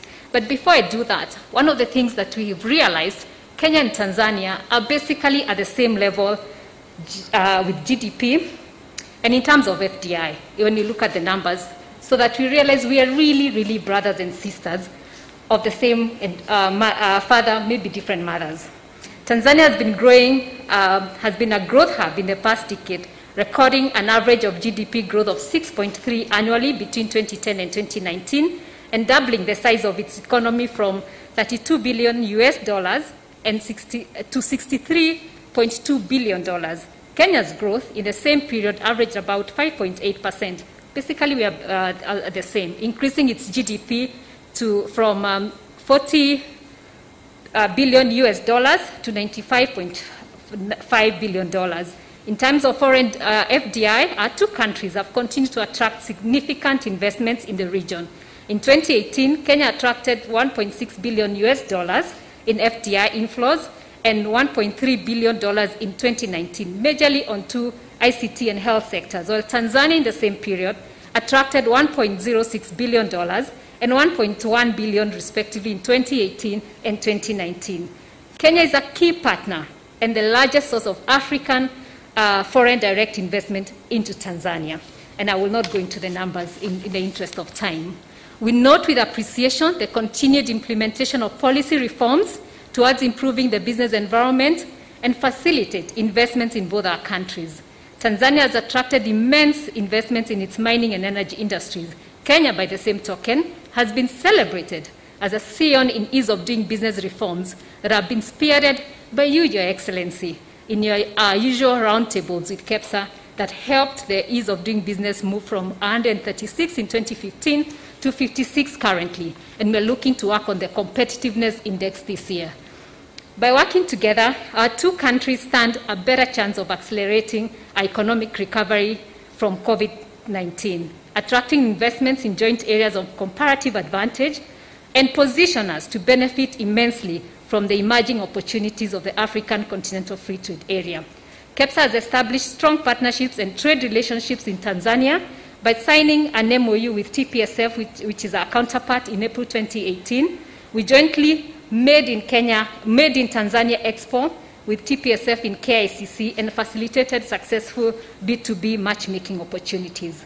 By working together on areas of joint comparative advantages of both countries, our business communities can exploit several opportunities with government support.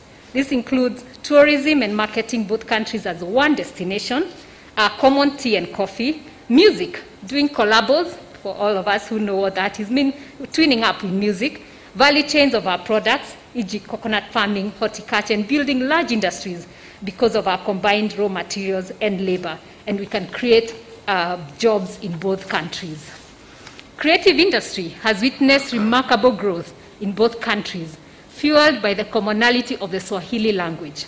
The meteoric rise of bongo music flavor, especially among the urban youth in Kenya and Tanzania, is testament of social cohesion brought about by bongo music, which technically originated from Tanzania.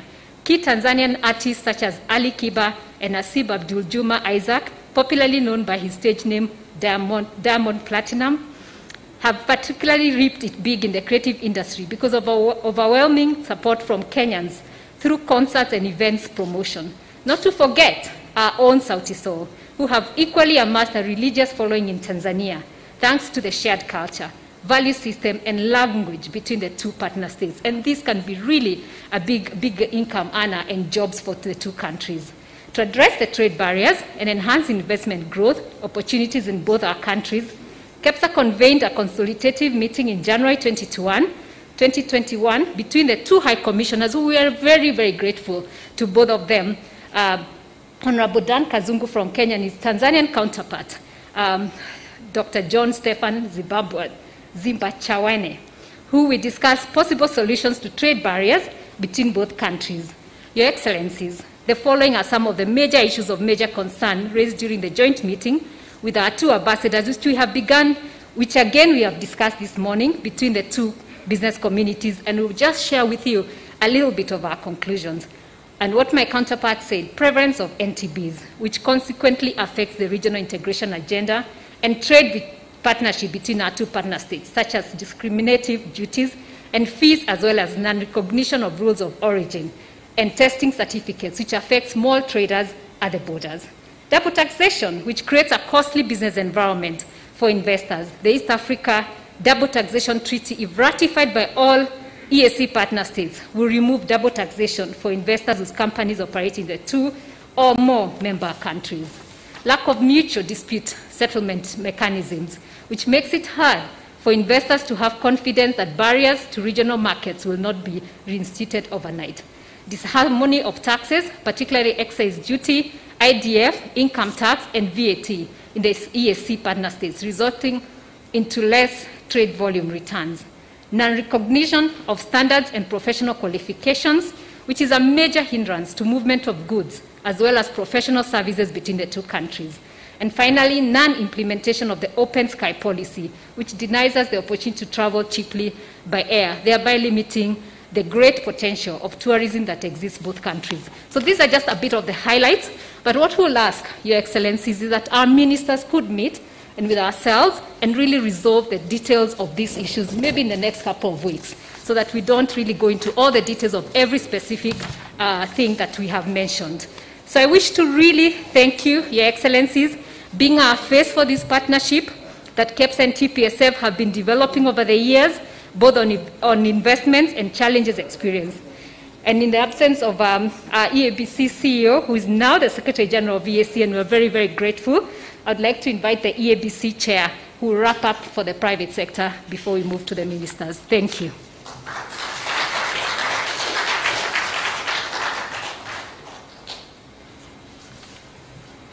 Asante sana Caroline Kaloga. Sasa naomba nimwalike Bwana Nesbit azungumze kwa niaba ya East African Business Council. Asante sana Rais.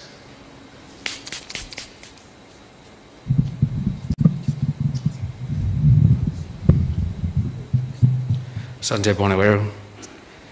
Your Excellency, the President of the Republic of Kenya, Honorable Uhuru Muigai Kenyatta, Your Excellency, the President of the United Republic of Tanzania, Honorable Madam Samia Suluhu Hassan, Cabinet Ministers, distinguished guests, my sister, Ms. Angela Ngulula from Chair TPSF, distinguished guests, ladies and gentlemen, I bring you warm greetings from my board of the East African Business Council, the umbrella of the private sector bodies in East Africa, and I'm honored to speak to you today, and I'm very grateful for all your work to promote trade and regional integration in East Africa. As stipulated under Article 7 of the East African Community Treaty, our integration is people-oriented, market-driven, and private sector-led, thus ensuring the sustainability of our regional economies. And this business forum provides us an opportunity to strengthen the partnership between private sector and your governments while furthering regional integration. And with that in mind, Your Excellencies, this morning I'd like to give you our view on what it's going to take to really create giants from East Africa. Despite being the fastest integrating region on the continent, our inter-East Africa trade is under 20%. It is far less than what it really should be. It is not at the levels of SADC, which is at 47%, the EU at 68%. We must push our intra-EAC trade above 50%. But we won't get there unless we get busy, unless we get to work, Your Excellencies, unless we address these non-tariff barriers. I've been around the East African community, and I've seen for the last 10 years many of the same NTBs that keep popping up. We're addicted to NTBs, it seems. But we're pleased to see that resolving the NTBs is a big part of the agenda in this state visit. So to do this, we need the following. We need a strong East African Community Secretariat. We have a new captain, we have a new Secretary General, Honorable Peter Mathuki, and we thank you, Your Excellencies, for appointing a very knowledgeable private sector individual to lead this role.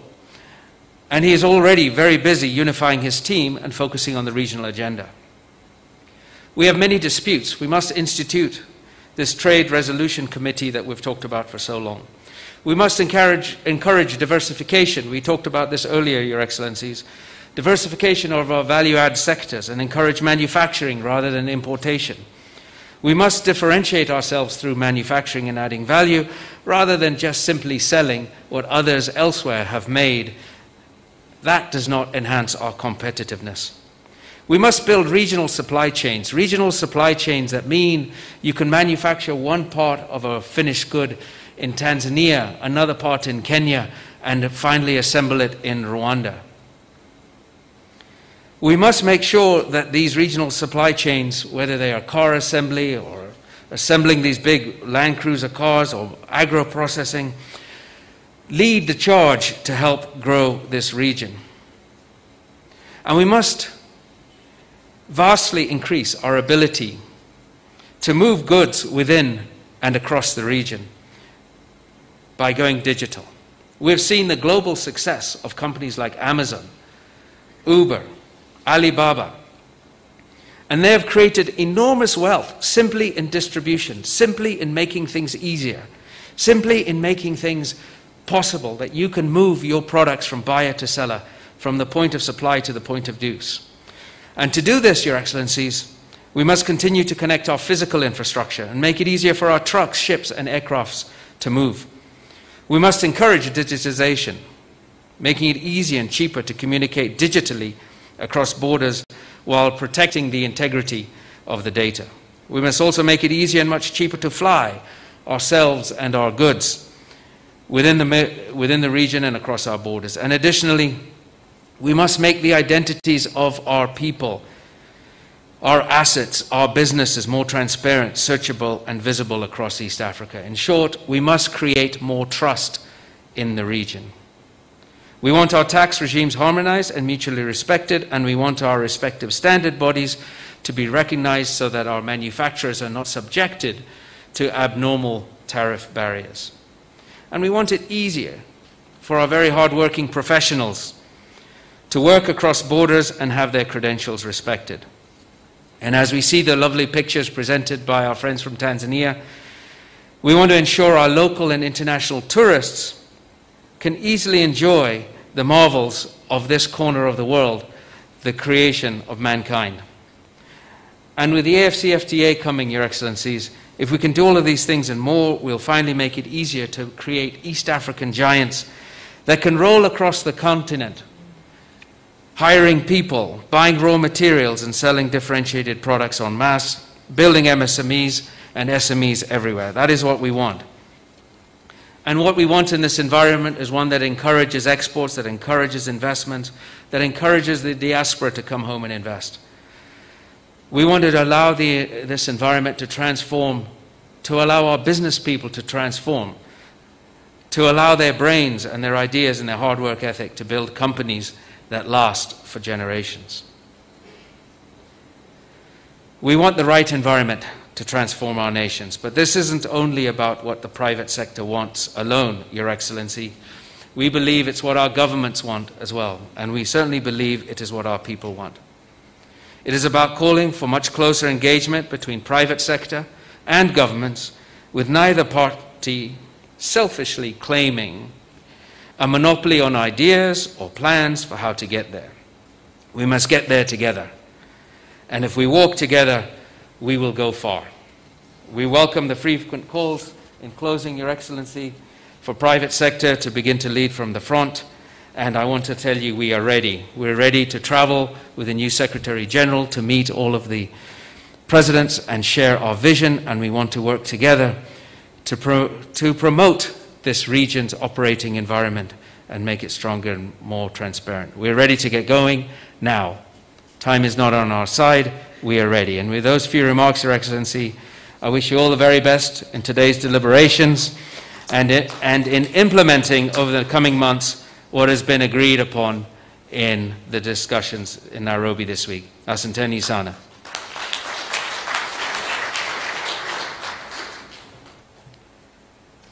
Asante sana. Nick Nesbitt amezungumza kwa niaba ya East African Business Council. Kwa ruhusa yako Mheshimiwa Rais, naomba sasa nimwalike Richard Ngatia, the President of the Kenya National Chamber of Commerce. If you're in the house, Richard, you have exactly 2 minutes. You have the floor. Asante.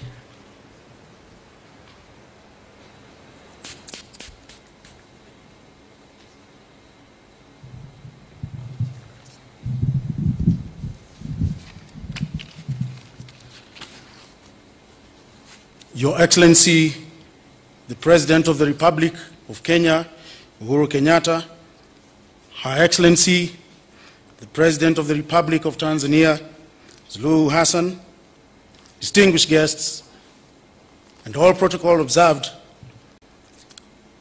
I wish to bring greetings from the Kenya National Chamber of Commerce and Industry fraternity and all the private sector in 47 counties and the MSMEs as well.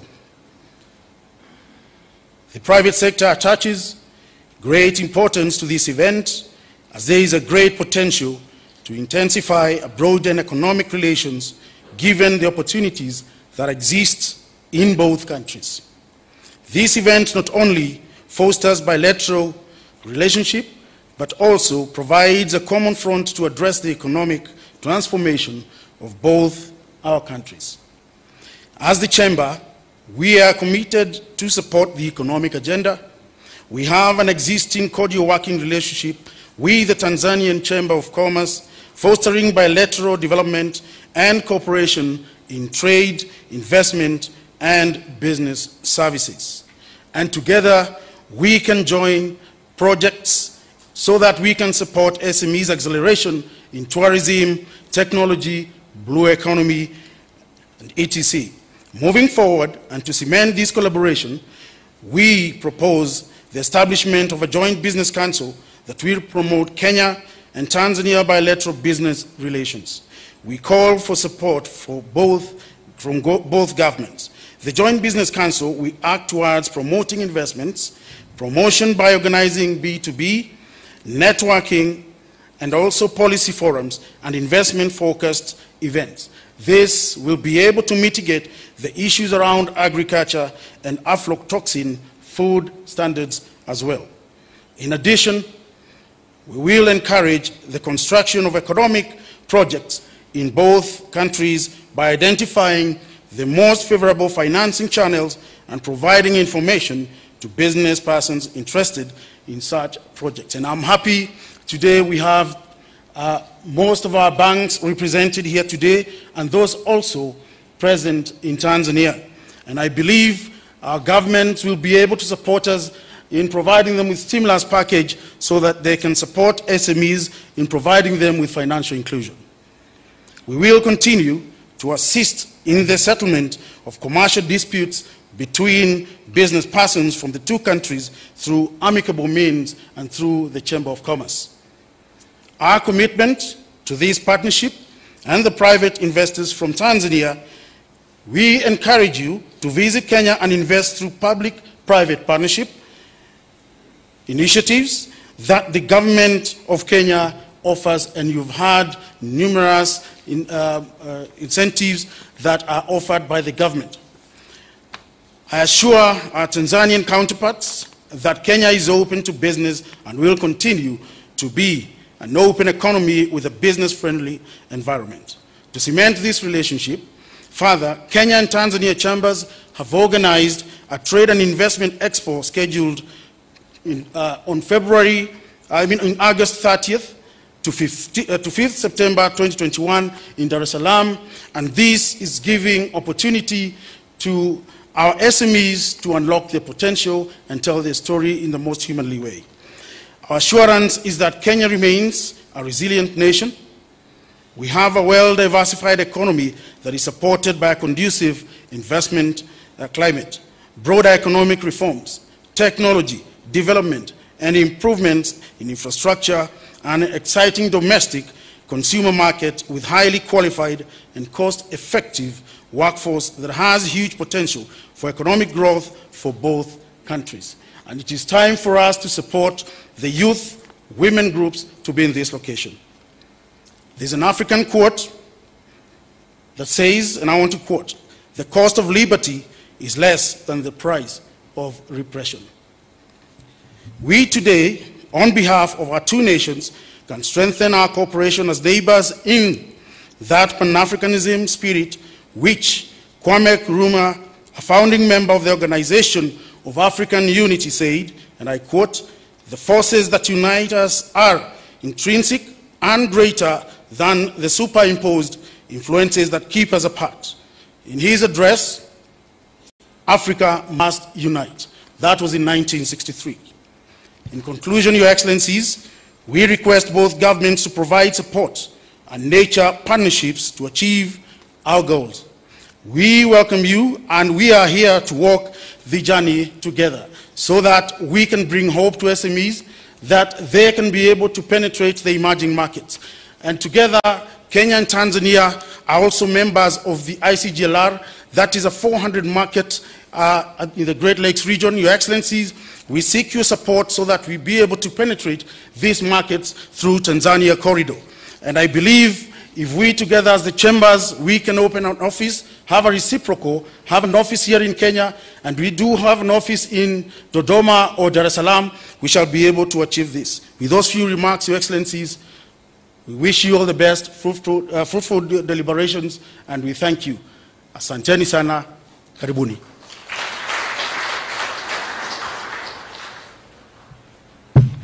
Asante sana Bwana Richard Gatia kwa ruhusa yako, waheshimiwa marais.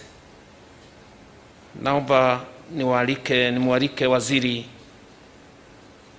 Kilitila Mkubo kutoka Tanzania aseme mafupi, kisha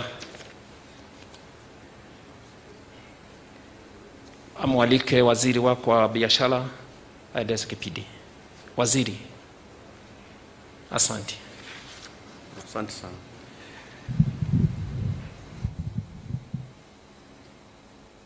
Your Excellency Samia Suluhu Hassan, President of the Republic of Tanzania, Your Excellency Uhuru Muigai Kenyatta, President of the Republic of Kenya, honorable ministers and cabinet secretaries who are here, members of the private sector from both countries, invited guests, ladies and gentlemen.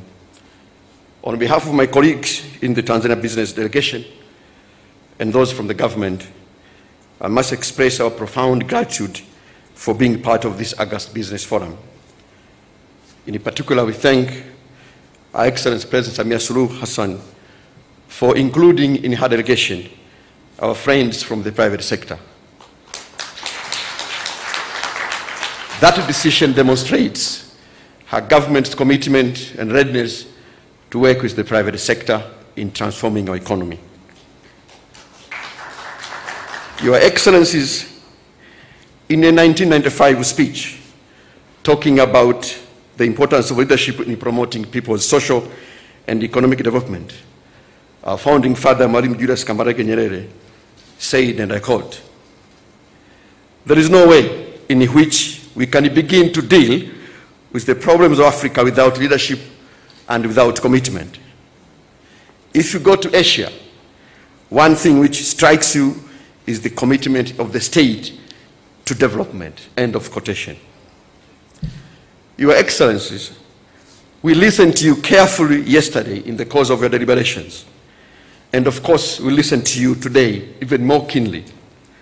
One thing I must say is clear to us is that you have shown great leadership.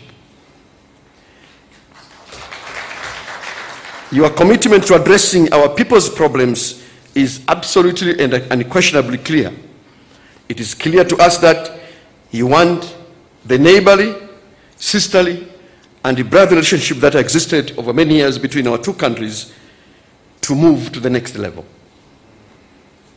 In particular, you want our people to be able to trade smoothly, and that we take the comparative advantage of the economic potentials that exist in our respective countries and use them to promote our competitiveness as a region, especially in trade, investment, and tourism. And to this end, Your Excellencies, you have given us very clear instructions as ministers and cabinet secretaries on what we should do to realize your vision. We have understood you. We promise that we shall follow through your instructions carefully and implement them to the letter as quickly as you have desired. And at this juncture, Your Excellency, I want to report that this morning, already we had a breakfast meeting, 4 ministers, 2 ministers from Tanzania and 2 ministers from Kenya. We had Honorable Betty Maina, Cabinet Secretary for Trade, Industrialization and Enterprise Development. We also had my friend Honorable Peter Munya, Minister for Agriculture. We had Professor Adolf Mkenda, the Minister for Agriculture, and myself. And we were reflecting on your instructions. And we have agreed on 2 major things to implement your instructions. One, we hold, with your permissions, we hold bilateral discussions before the end of this month for purposes of ironing out issues that are constraining trade between our two countries. And during our discussions, we also took note of one urgent matter which has happened over the recent past. And this is about the maize trade between Tanzania and Kenya. And we made some specific actions on this one, and my colleague, Honorable Betty Maina, will communicate when he speaks. With those few remarks, Your Excellencies, I want to assure you that we, as your assistants, we are ready to take your agenda forward to ensure that we increase business, trade, investment, and of course, political engagement between our two countries. Asanteni sana.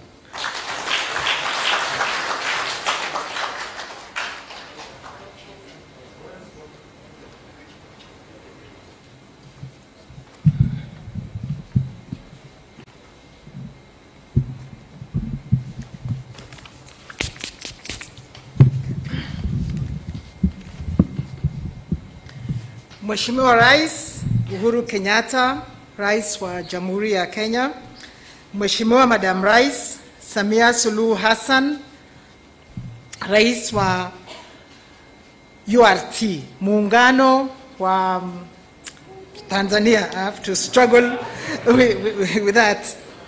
Mawaziri wenzangu hapa kutoka Kenya na mawaziri kutoka the United Republic of Tanzania na wafanyabiashara. Madam Rais, tunafurahi sana kwa sababu ulichagua kutembelea Kenya mwanzoni mwa rais wako. Tunafurahi pia kwamba umesisitiza sana mambo yanayoathiri wafanyabiashara kati ya nchi zetu mbili. Asubuhi hii tumesikia kutoka kwa wafanyabiashara waliokusanyika hapa. Jana, kama mwenzangu amesema, nyote wawili mliagiza mawaziri wenu wa biashara kufanya kazi kwa bidii kushughulikia changamoto zinazoathiri mtiririko mzuri wa biashara kati ya nchi zetu mbili. Kama mwenzangu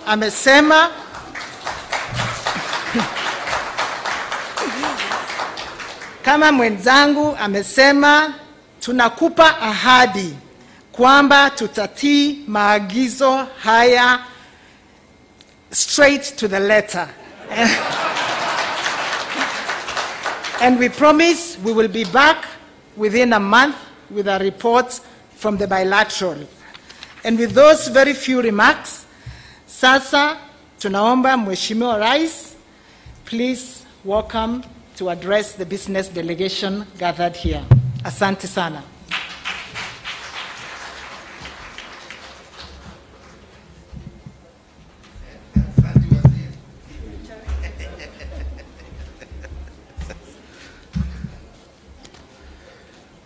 Asante sana, nashukuru. Your Excellency Samia Suluhu Hassan, President and Commander-in-Chief of the United Republic of Tanzania's People's Defense Forces, ministers, senior government officials from Tanzania and Kenya, captains of industry and business executives here present. Let me begin, ladies and gentlemen, by once again taking this opportunity to thank my dear sister Samia Suluhu Hassan and indeed her entire delegation for making this historic maiden visit to Kenya.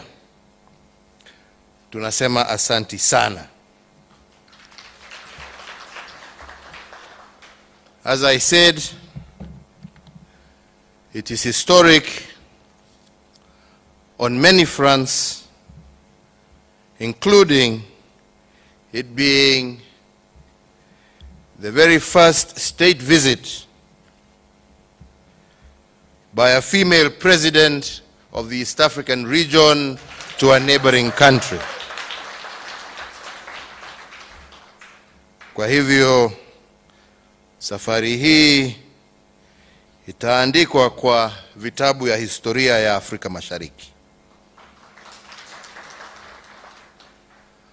During the last 2 days, we have had the benefit of fruitful bilateral consultations touching on a wide range of subjects to promote the interests of the people of Tanzania and Kenya.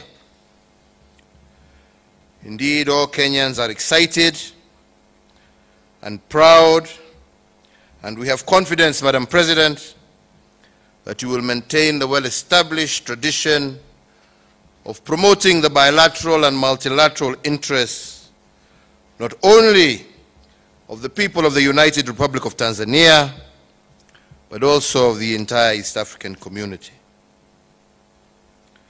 Today, we are together again at this meeting of business leaders from both our countries. And I believe Your Excellency will agree with me that prosperity for our two countries hinges on creating a conducive business environment, boosting economic cooperation, and growing mutually beneficial trade and investment. I believe we have a common desire to promote and support the business community, an objective that is reflected in the theme of this forum, promoting trade and tourism and investment between Kenya and Tanzania within the East African Community Customs Union framework.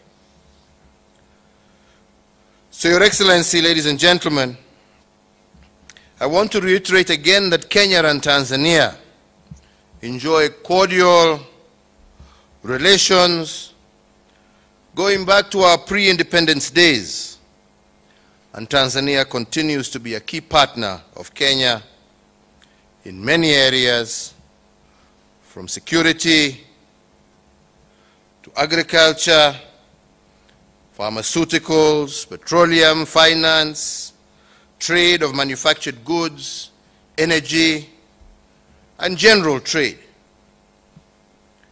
Indeed, our two countries were among the three founding members of the East African Community in the year 2000, following the collapse of the original community in 1977.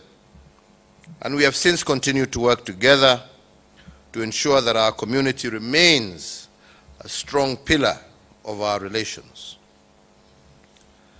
The East African Community, through the East African Customs Union and the East African Community Common Market Protocol, has opened our borders and unlocked opportunities for the free movement of goods, services, and investments across the East African borders. This should have paved the way for trade to thrive, create new opportunities, and increase trade volumes. This, supported by a vibrant and an entrepreneurial private sector, trade between our countries has thrived, but we must accept that it has yet to reach the levels that we all expected. Total trade was valued at 60.4 billion Kenya shillings in 2012 and Kenya shillings 58 billion in 2020, indicating a slight decline. In the years 2016, 2017, and 18, trade was valued at 47.5 billion, 45.6 billion, and Kenya shillings 47.5 billion respectively. This reflects challenges in the trade regime which, as we have heard from friends in the private sector, we need to urgently address. Your Excellency, ladies and gentlemen, our private sector should by now be looking beyond our borders to seize opportunities accorded by the Africa Continental Free Trade Area, which came into effect on the 1st of January this year, and the older but still important East African Community and EU Economic Partnership Agreement. The Africa Continental Free Trade Area trading arrangement offers numerous opportunities for the business community and great potential to enhance inter-Africa trade to levels that we have never experienced before. Also important is the East African Community EU Economic Partnership Agreement.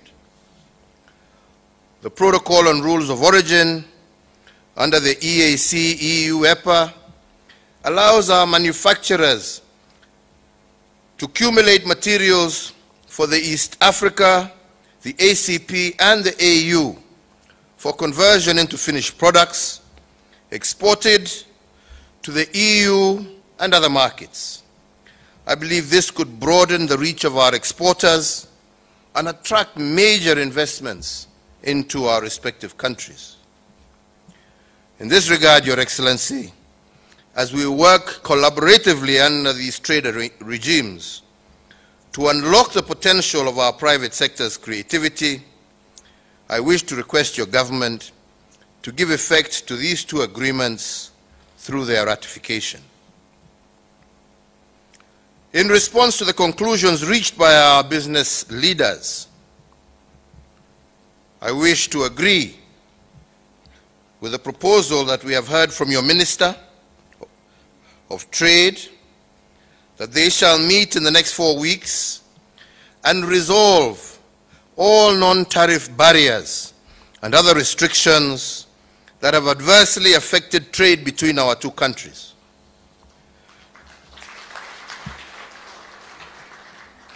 Your Excellency, ladies and gentlemen, we here in Kenya have implemented far-reaching structural and economic policy reforms which have significantly improved Kenya's business environment. I am indeed aware that you too are working in Tanzania to have similar structural and economic policy reforms also aimed to promote economic growth. I believe there is a lot that we can learn from each other by working together and collaborating on these reforms. Kwa hivyo Mheshimiwa Rais, mimi ningependa kwa kumalizia kusema ya kwamba naona tuko na nafasi na naamini ya kwamba tuko na nia ya kuhakikisha ya kwamba tukifanya pamoja tunaweza kuinua uchumi wa Tanzania na uchumi wa Kenya. Naamini Mheshimiwa Rais kwa dhati ya kwamba tukiingia kwa kazi hii kwa njia ya kushirikiana, ushindi utakuwa wa wananchi wa nchi zetu mbili. Vile tulikuwa tunasema hapo awali, Kenya na Tanzania na wananchi wetu wakijiona kama mandugu ambao wanashirikiana badala ya kushindana, sisi wote tutashinda. Hatuna lolote la kushindana sisi. Yetu ni tushirikiane. Kwa sababu tukijiona kama nchi ambazo zinashindana, hatutaweza kupata wale wawekezaji wakubwa ambao wataweza kuja kuweka viwanda vyao katika nchi zetu na nchi za Afrika Mashariki. Lakini ile ambacho tutaona ni kazi ambazo zingeenda kwa vijana wetu, hizo viwanda vikiwa hapa, hazitakuja kwa vijana wetu, badala kazi hizo zitakuwa nchi zingine, kwa sababu soko yetu itakuwa ndogo na sisi ndio tutakuwa tunanunua bidhaa za nchi zingine za nje, badala ya tusaidiane, tuseme njooni tushirikiane, tujenge viwanda vyetu viwe vikubwa. Ndio badala ya kuwa sisi tuatoa mizigo yetu kutoka, sitaki kutaja nchi ndio mtu asiseme hii na hii, lakini tuseme nchi za nje, tuwe tunanunua bidhaa ambazo zimeundwa katika nchi zetu, na ndio vijana wetu waweze kupata kazi. Na ndipo nasema tukishirikiana, ushindi ni wa wananchi wa jamhuri zetu mbili, ushindi ni wa wananchi wa Afrika Mashariki. Kwa hivyo vile ulitukumbusha jana wakati tulikuwa katika mkutano wa kirasmi, ulitukumbusha ya kwamba taifa la Kenya ndio la 5 kuwekeza katika taifa la Tanzania, tukiwa na karibu kampuni, nafikiri ulisema 500 na kitu hapa hivyo. Na tukasema ya kwamba kampuni za Tanzania pia ambazo zimewekeza hapa nchi Kenya ni karibu 30. Sisi tungependa kuona wawekezaji wengi zaidi wa Tanzania wakuje wafanye kazi zao hapa Kenya. Na nataka niseme leo ya kwamba sisi, na hiyo mimi sitagojea mkutano ya waziri, nitasema sasa, wawekezaji wa Tanzania mjue ya kwamba muko na uhuru wa kuleta na kufanya biashara zenu hapa bila kuitishwa business visa, bila kuitishwa work permit. Mufanye kazi nchini Kenya vile mnayofanya nchini Tanzania, haja tu mfuate sheria na kanuni ambazo zimewekwa, na zile ambazo wenzenu wa Kenya pia lazima wazifuate. Lakini karibuni sana, na tutajaribu juu chini kuhakikisha ya kwamba tumerahisisha njia zenu zote za kufanya biashara zenu. Ingine, na hiyo pia tulisema pamoja na Mheshimiwa Rais jana, hii mambo ya mawaziri kugojea ati sijui mpaka mkutano uitwe, sijui mtu aende avae suti yake, sijui akuje aseme sasa tuna agenda, sijui sasa wakae waseme sasa tuende item moja ya pili, wacha tuulize wakili, badala ya kukaa na wakunywe chai waseme ni nini ambayo tunaweza kufanya kutatua shida za wenzetu. Jameni, tuwataka mawaziri, jameni, mtoke ofisini, mtembeleane, mutatue shida ambazo wafanyibiashara wetu wanazo, ndio msaidie wakulima wetu, ndio msaidie wafanyibiashara wetu, kwa sababu mkiwasaidia wafanikiwe, hiyo ni kazi kwa vijana wetu, hiyo ni uchumi wetu utapanda, hiyo ni kodi tutaweza tupate, tuendelee kujenga mabarabara, kuunganisha stima, kuweka mahospitali na mambo mengine ya manufaa kwa wananchi wetu. Lakini mtu asione ofisi akipata anakaa anaogopa, hataki kuongea na mwenzake, ati anagojea kuambiwa. Kama wewe unagojea kuambiwa, jameni, basi hustahili kuwa waziri. Waziri ni mtu wa initiative, anakuja anachukua initiative. Na kama unataka kukonsole, jameni, maofisi yetu pia, na tumekubaliana na mwenzangu, maofisi yetu mlango ni wazi. Kama uko na swali njoo uulize, sio kukalia kitu. Unakalia kwa nini? Umepatiwa kazi kubwa kwa sababu tunaamini ya kwamba uko na uwezo wa kuitekeleza. Itekeleze.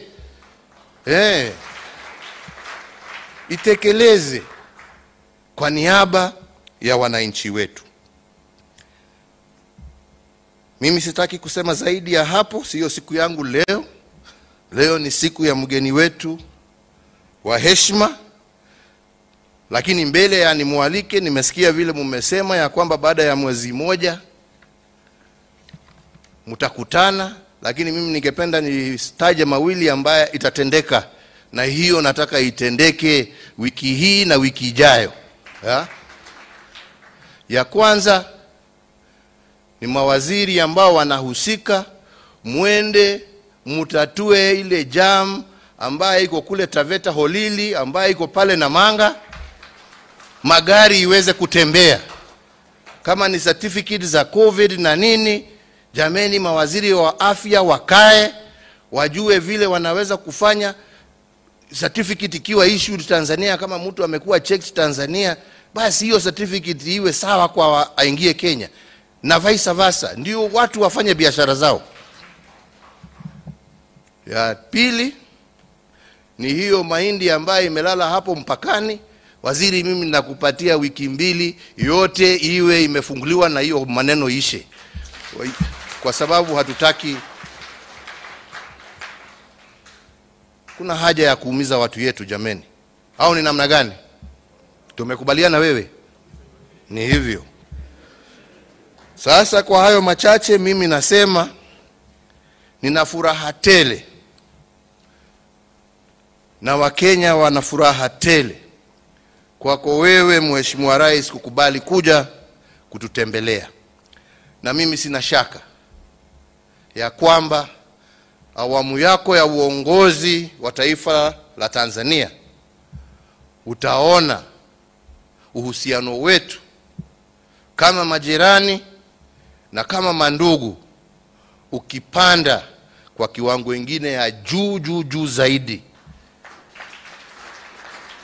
Na nataka kukuahidi kama ndugu yako ya kwamba tutatembea bega kwa bega na tuhakikishe ya kwamba safari hii tumeitimiza na tumeinua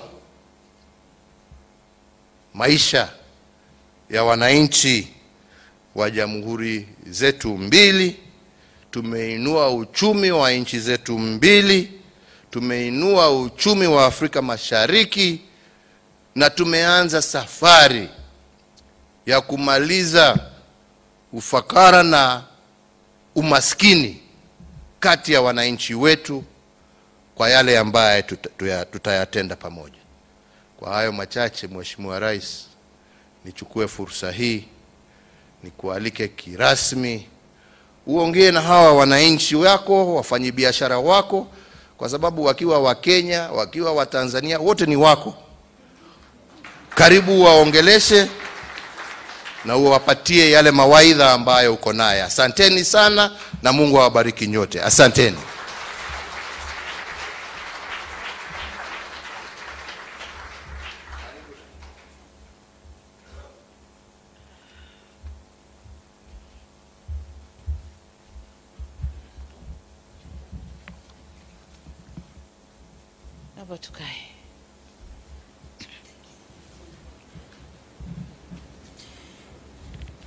Your Excellency Uhuru Kenyatta, President of the Republic of Kenya, honorable ministers here present, permanent and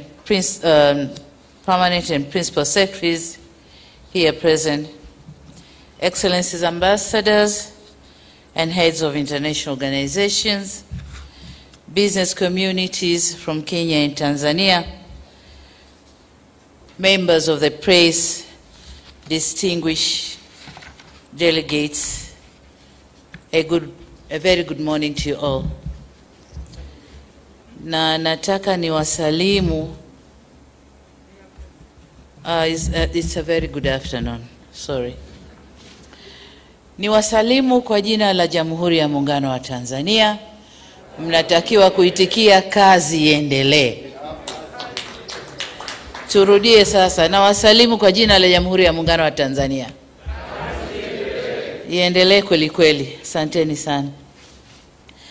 Mr. President, allow me to commence my by thanking everyone who is here with us, especially yourself, my dear brother, President Uhuru Kenyatta.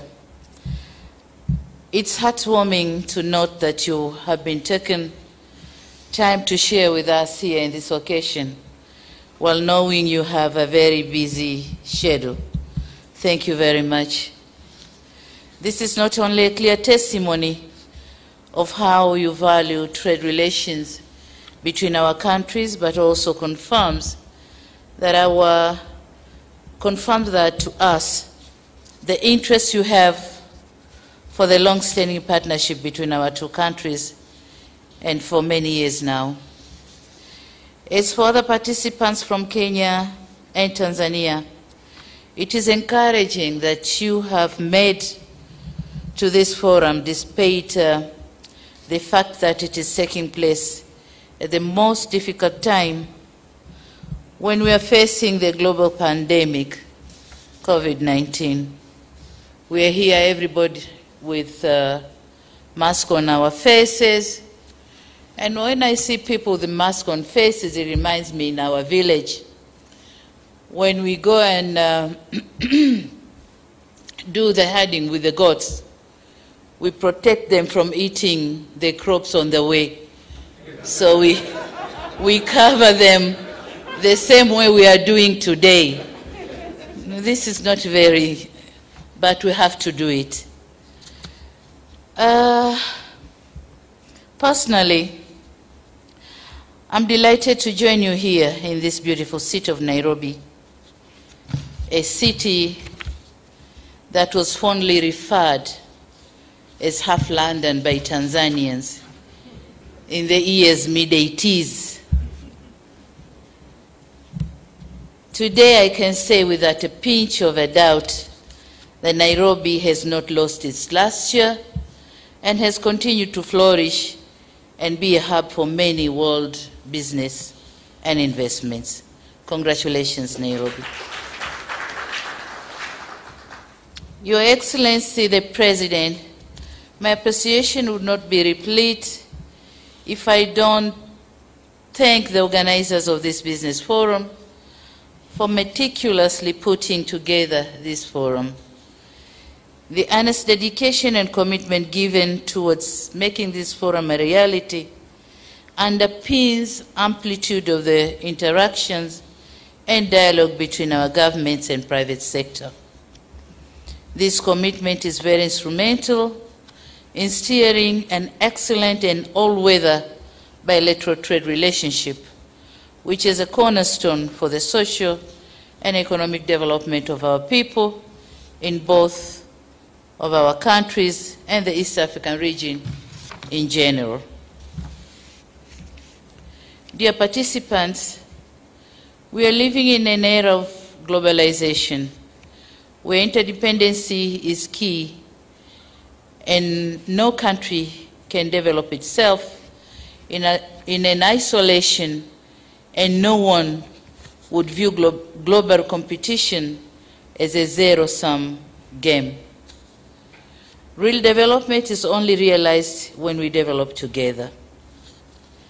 Business-to-business interactions provides an avenue for companies to exploit areas of interest and forge cooperation for mutual benefit.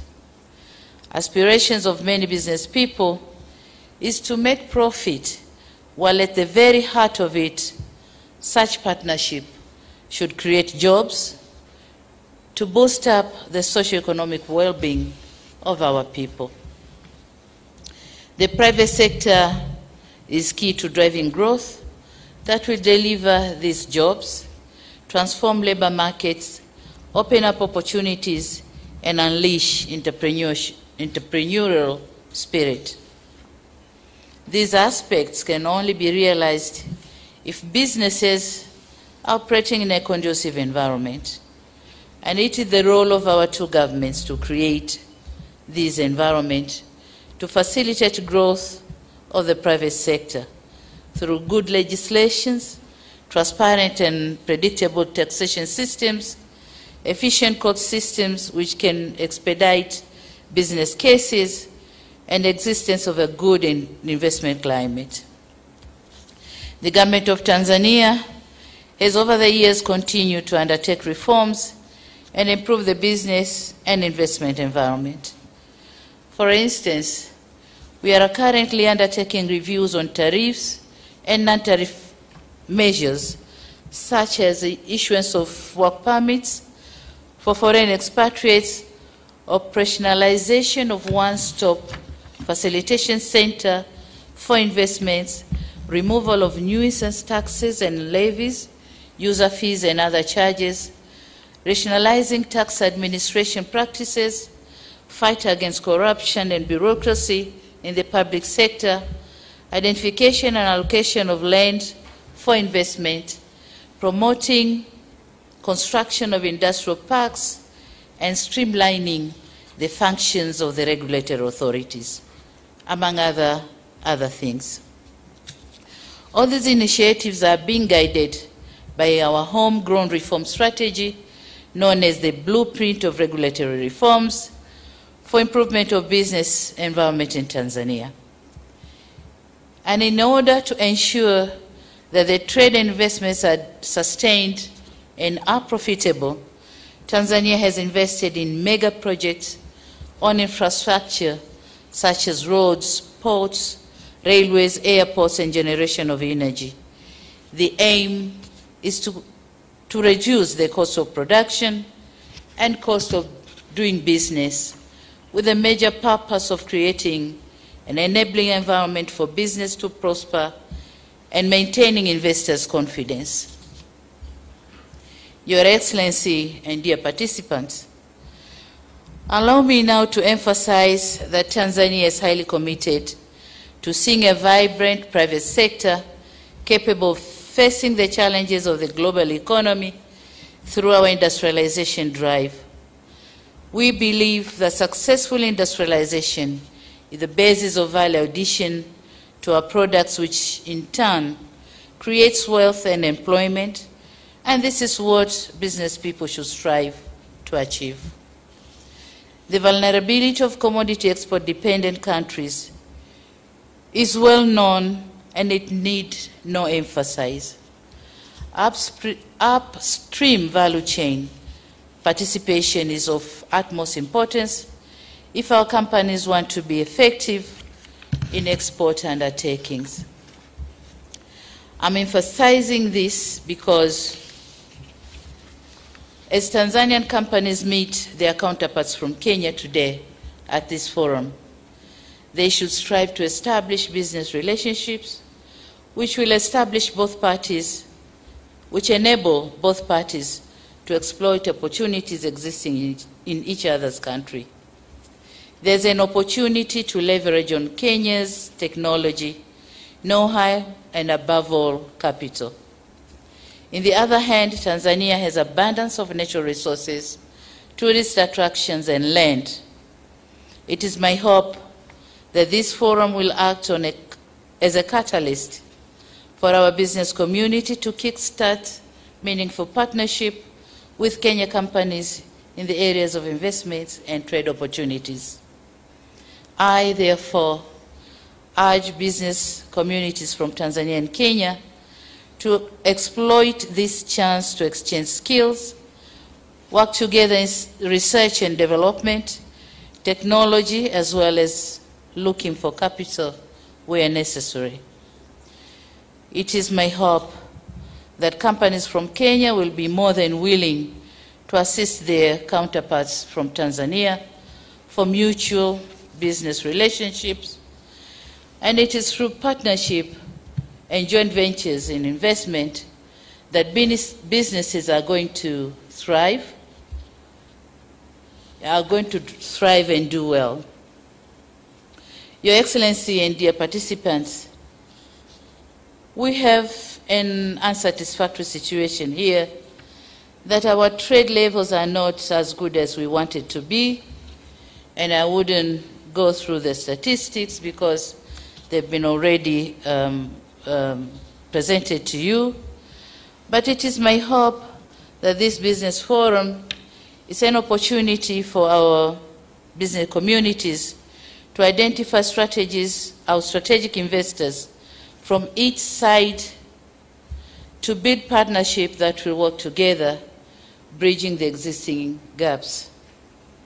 Needless to say, transfer of technology is very vital to our country.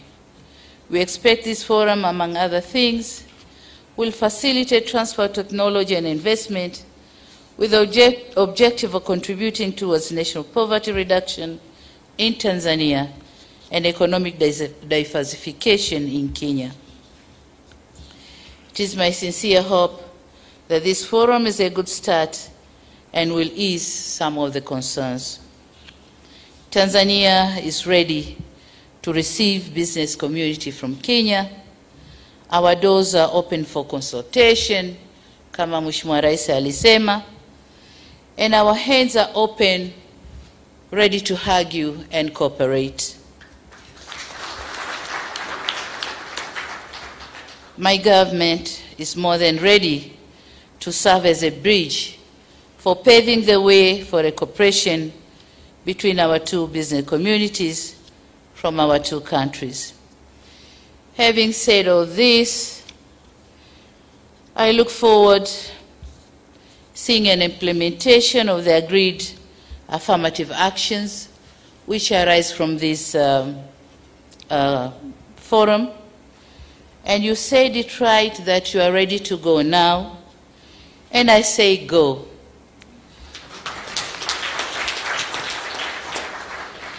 Go and complement your efforts, and not going to unnecessarily compete and complicate things. So go, cooperate, and do the business. Mna bahati kwamba nchi zetu mbili, upande mmoja kuna uhuru wa kufanya biashara na upande mwingine kuna suluhu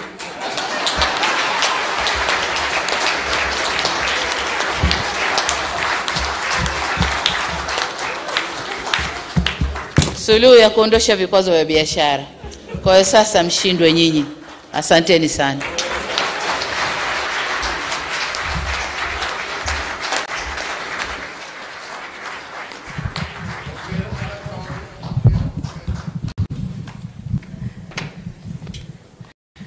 Tuwapongeze waheshimiwa marais wetu baada ya hotuba hizo nzuri. Nitaomba sasa kutangaza kwamba marais wetu wataondoka kwa hiari yao. Kwa hivyo sote tutabaki tumetulia. Nitaomba wale ambao tuko ndani tutasimama, tuwape nafasi marais wetu wanapoondoka. Tuwe watulivu tu, tuwape nafasi waondoke. Nikichukua fursa hii kusema asanteni sana. Baada ya hotuba hizo mbili kutoka kwa waheshimiwa wetu, Mheshimiwa Uhuru Kenyatta, Rais wa Jamhuri ya Kenya na Amiri Jeshi Mkuu wa Majeshi ya Ulinzi, pamoja na Mheshimiwa Samia Suluhu Hassan, Rais wa Jamhuri ya Muungano wa Tanzania, tuna kila sababu sasa ya kusonga mbele. Tutawapa nafasi watakapoondoka kwa hiari yao. Naam. Thank you, Mheshimiwa Rais.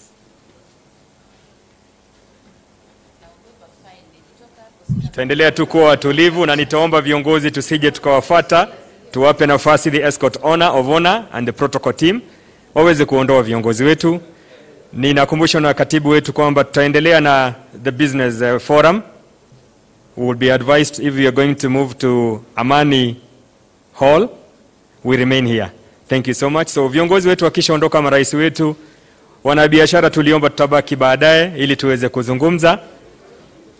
Tuwapongeze kwa makofi viongozi wetu wanapoondoka. Asanteni sana, imekuwa ni furaha yetu kuweza kuwa nao. Ikiwa ni katika jukwaa hili la biashara kati ya Jamhuri ya Kenya na Jamhuri ya Muungano wa Tanzania, mada ikiwa ni kuboresha biashara, utalii, uwekezaji kati ya Jamhuri ya Kenya na Jamhuri ya Muungano wa Tanzania katika Jumuiya ya Afrika Mashariki, tukitilia mkazo umoja wa forodha. Tuwapongeze tena na niombe viongozi tafadhali tusiondoke. Tuwape nafasi the escort of honor and the protocol team waweze kuondoa viongozi wetu. Tusalie tafadhali ili tuweze kuingia kwenye nafasi ya pili. Ningependa kuwashukuru kwa utiifu wenu. Nimekuwa mwelekezi wenu, jina langu Mike Getone, siongezi la mtume wala nabii. Hadi wakati mwingine, wa sahlan wa marhaba. Nitaomba nimpishe mkurugenzi katibu mkuu Bwana Weru, Professor Abasenda, ikiwa kuna jambo ambalo tungependa kuwatangazia wanabiashara. Tuketi tafadhali. Tuketi kidogo ili tuweze kushauriana. Niombe tuketi kidogo wanabiashara ili tuweze kushauriwa na katibu wetu Abasenda Weru, tafadhali. Yagu ni kuwashukuru sana. Thank you very much. Business sites on both delegations. This room is available until 4 p.m.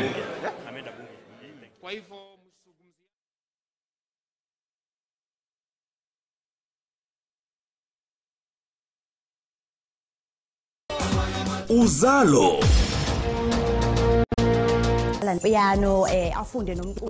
hii kinakuja na mada isemayo wanaopata msamaha wa kifungo gerezani kujihusisha na vitendo vya uhalifu. Je, adhabu za kifungo zinasaidia kurekebisha tabia? Usikose kipindi hiki ambacho kujia moja kwa moja kutoka studio zetu za ITV, na wewe mtazamaji wetu unakaribishwa kushiriki kwa njia ya simu ukiuliza maswali au kutoa hoja. Ni Ijumaa saa 3 usiku kupitia vituo vyako vya ITV, Radio 1 na Capital Radio. Usikose. Kipima joto kinapatikana mubashara kupitia Facebook @ITV Tanzania na YouTube ITV Tanzania. Marudio ya kipindi hiki utayapata Jumatatu saa 4 kamili usiku katika kituo chako cha Capital TV. ITV daima, super brand Afrika Mashariki.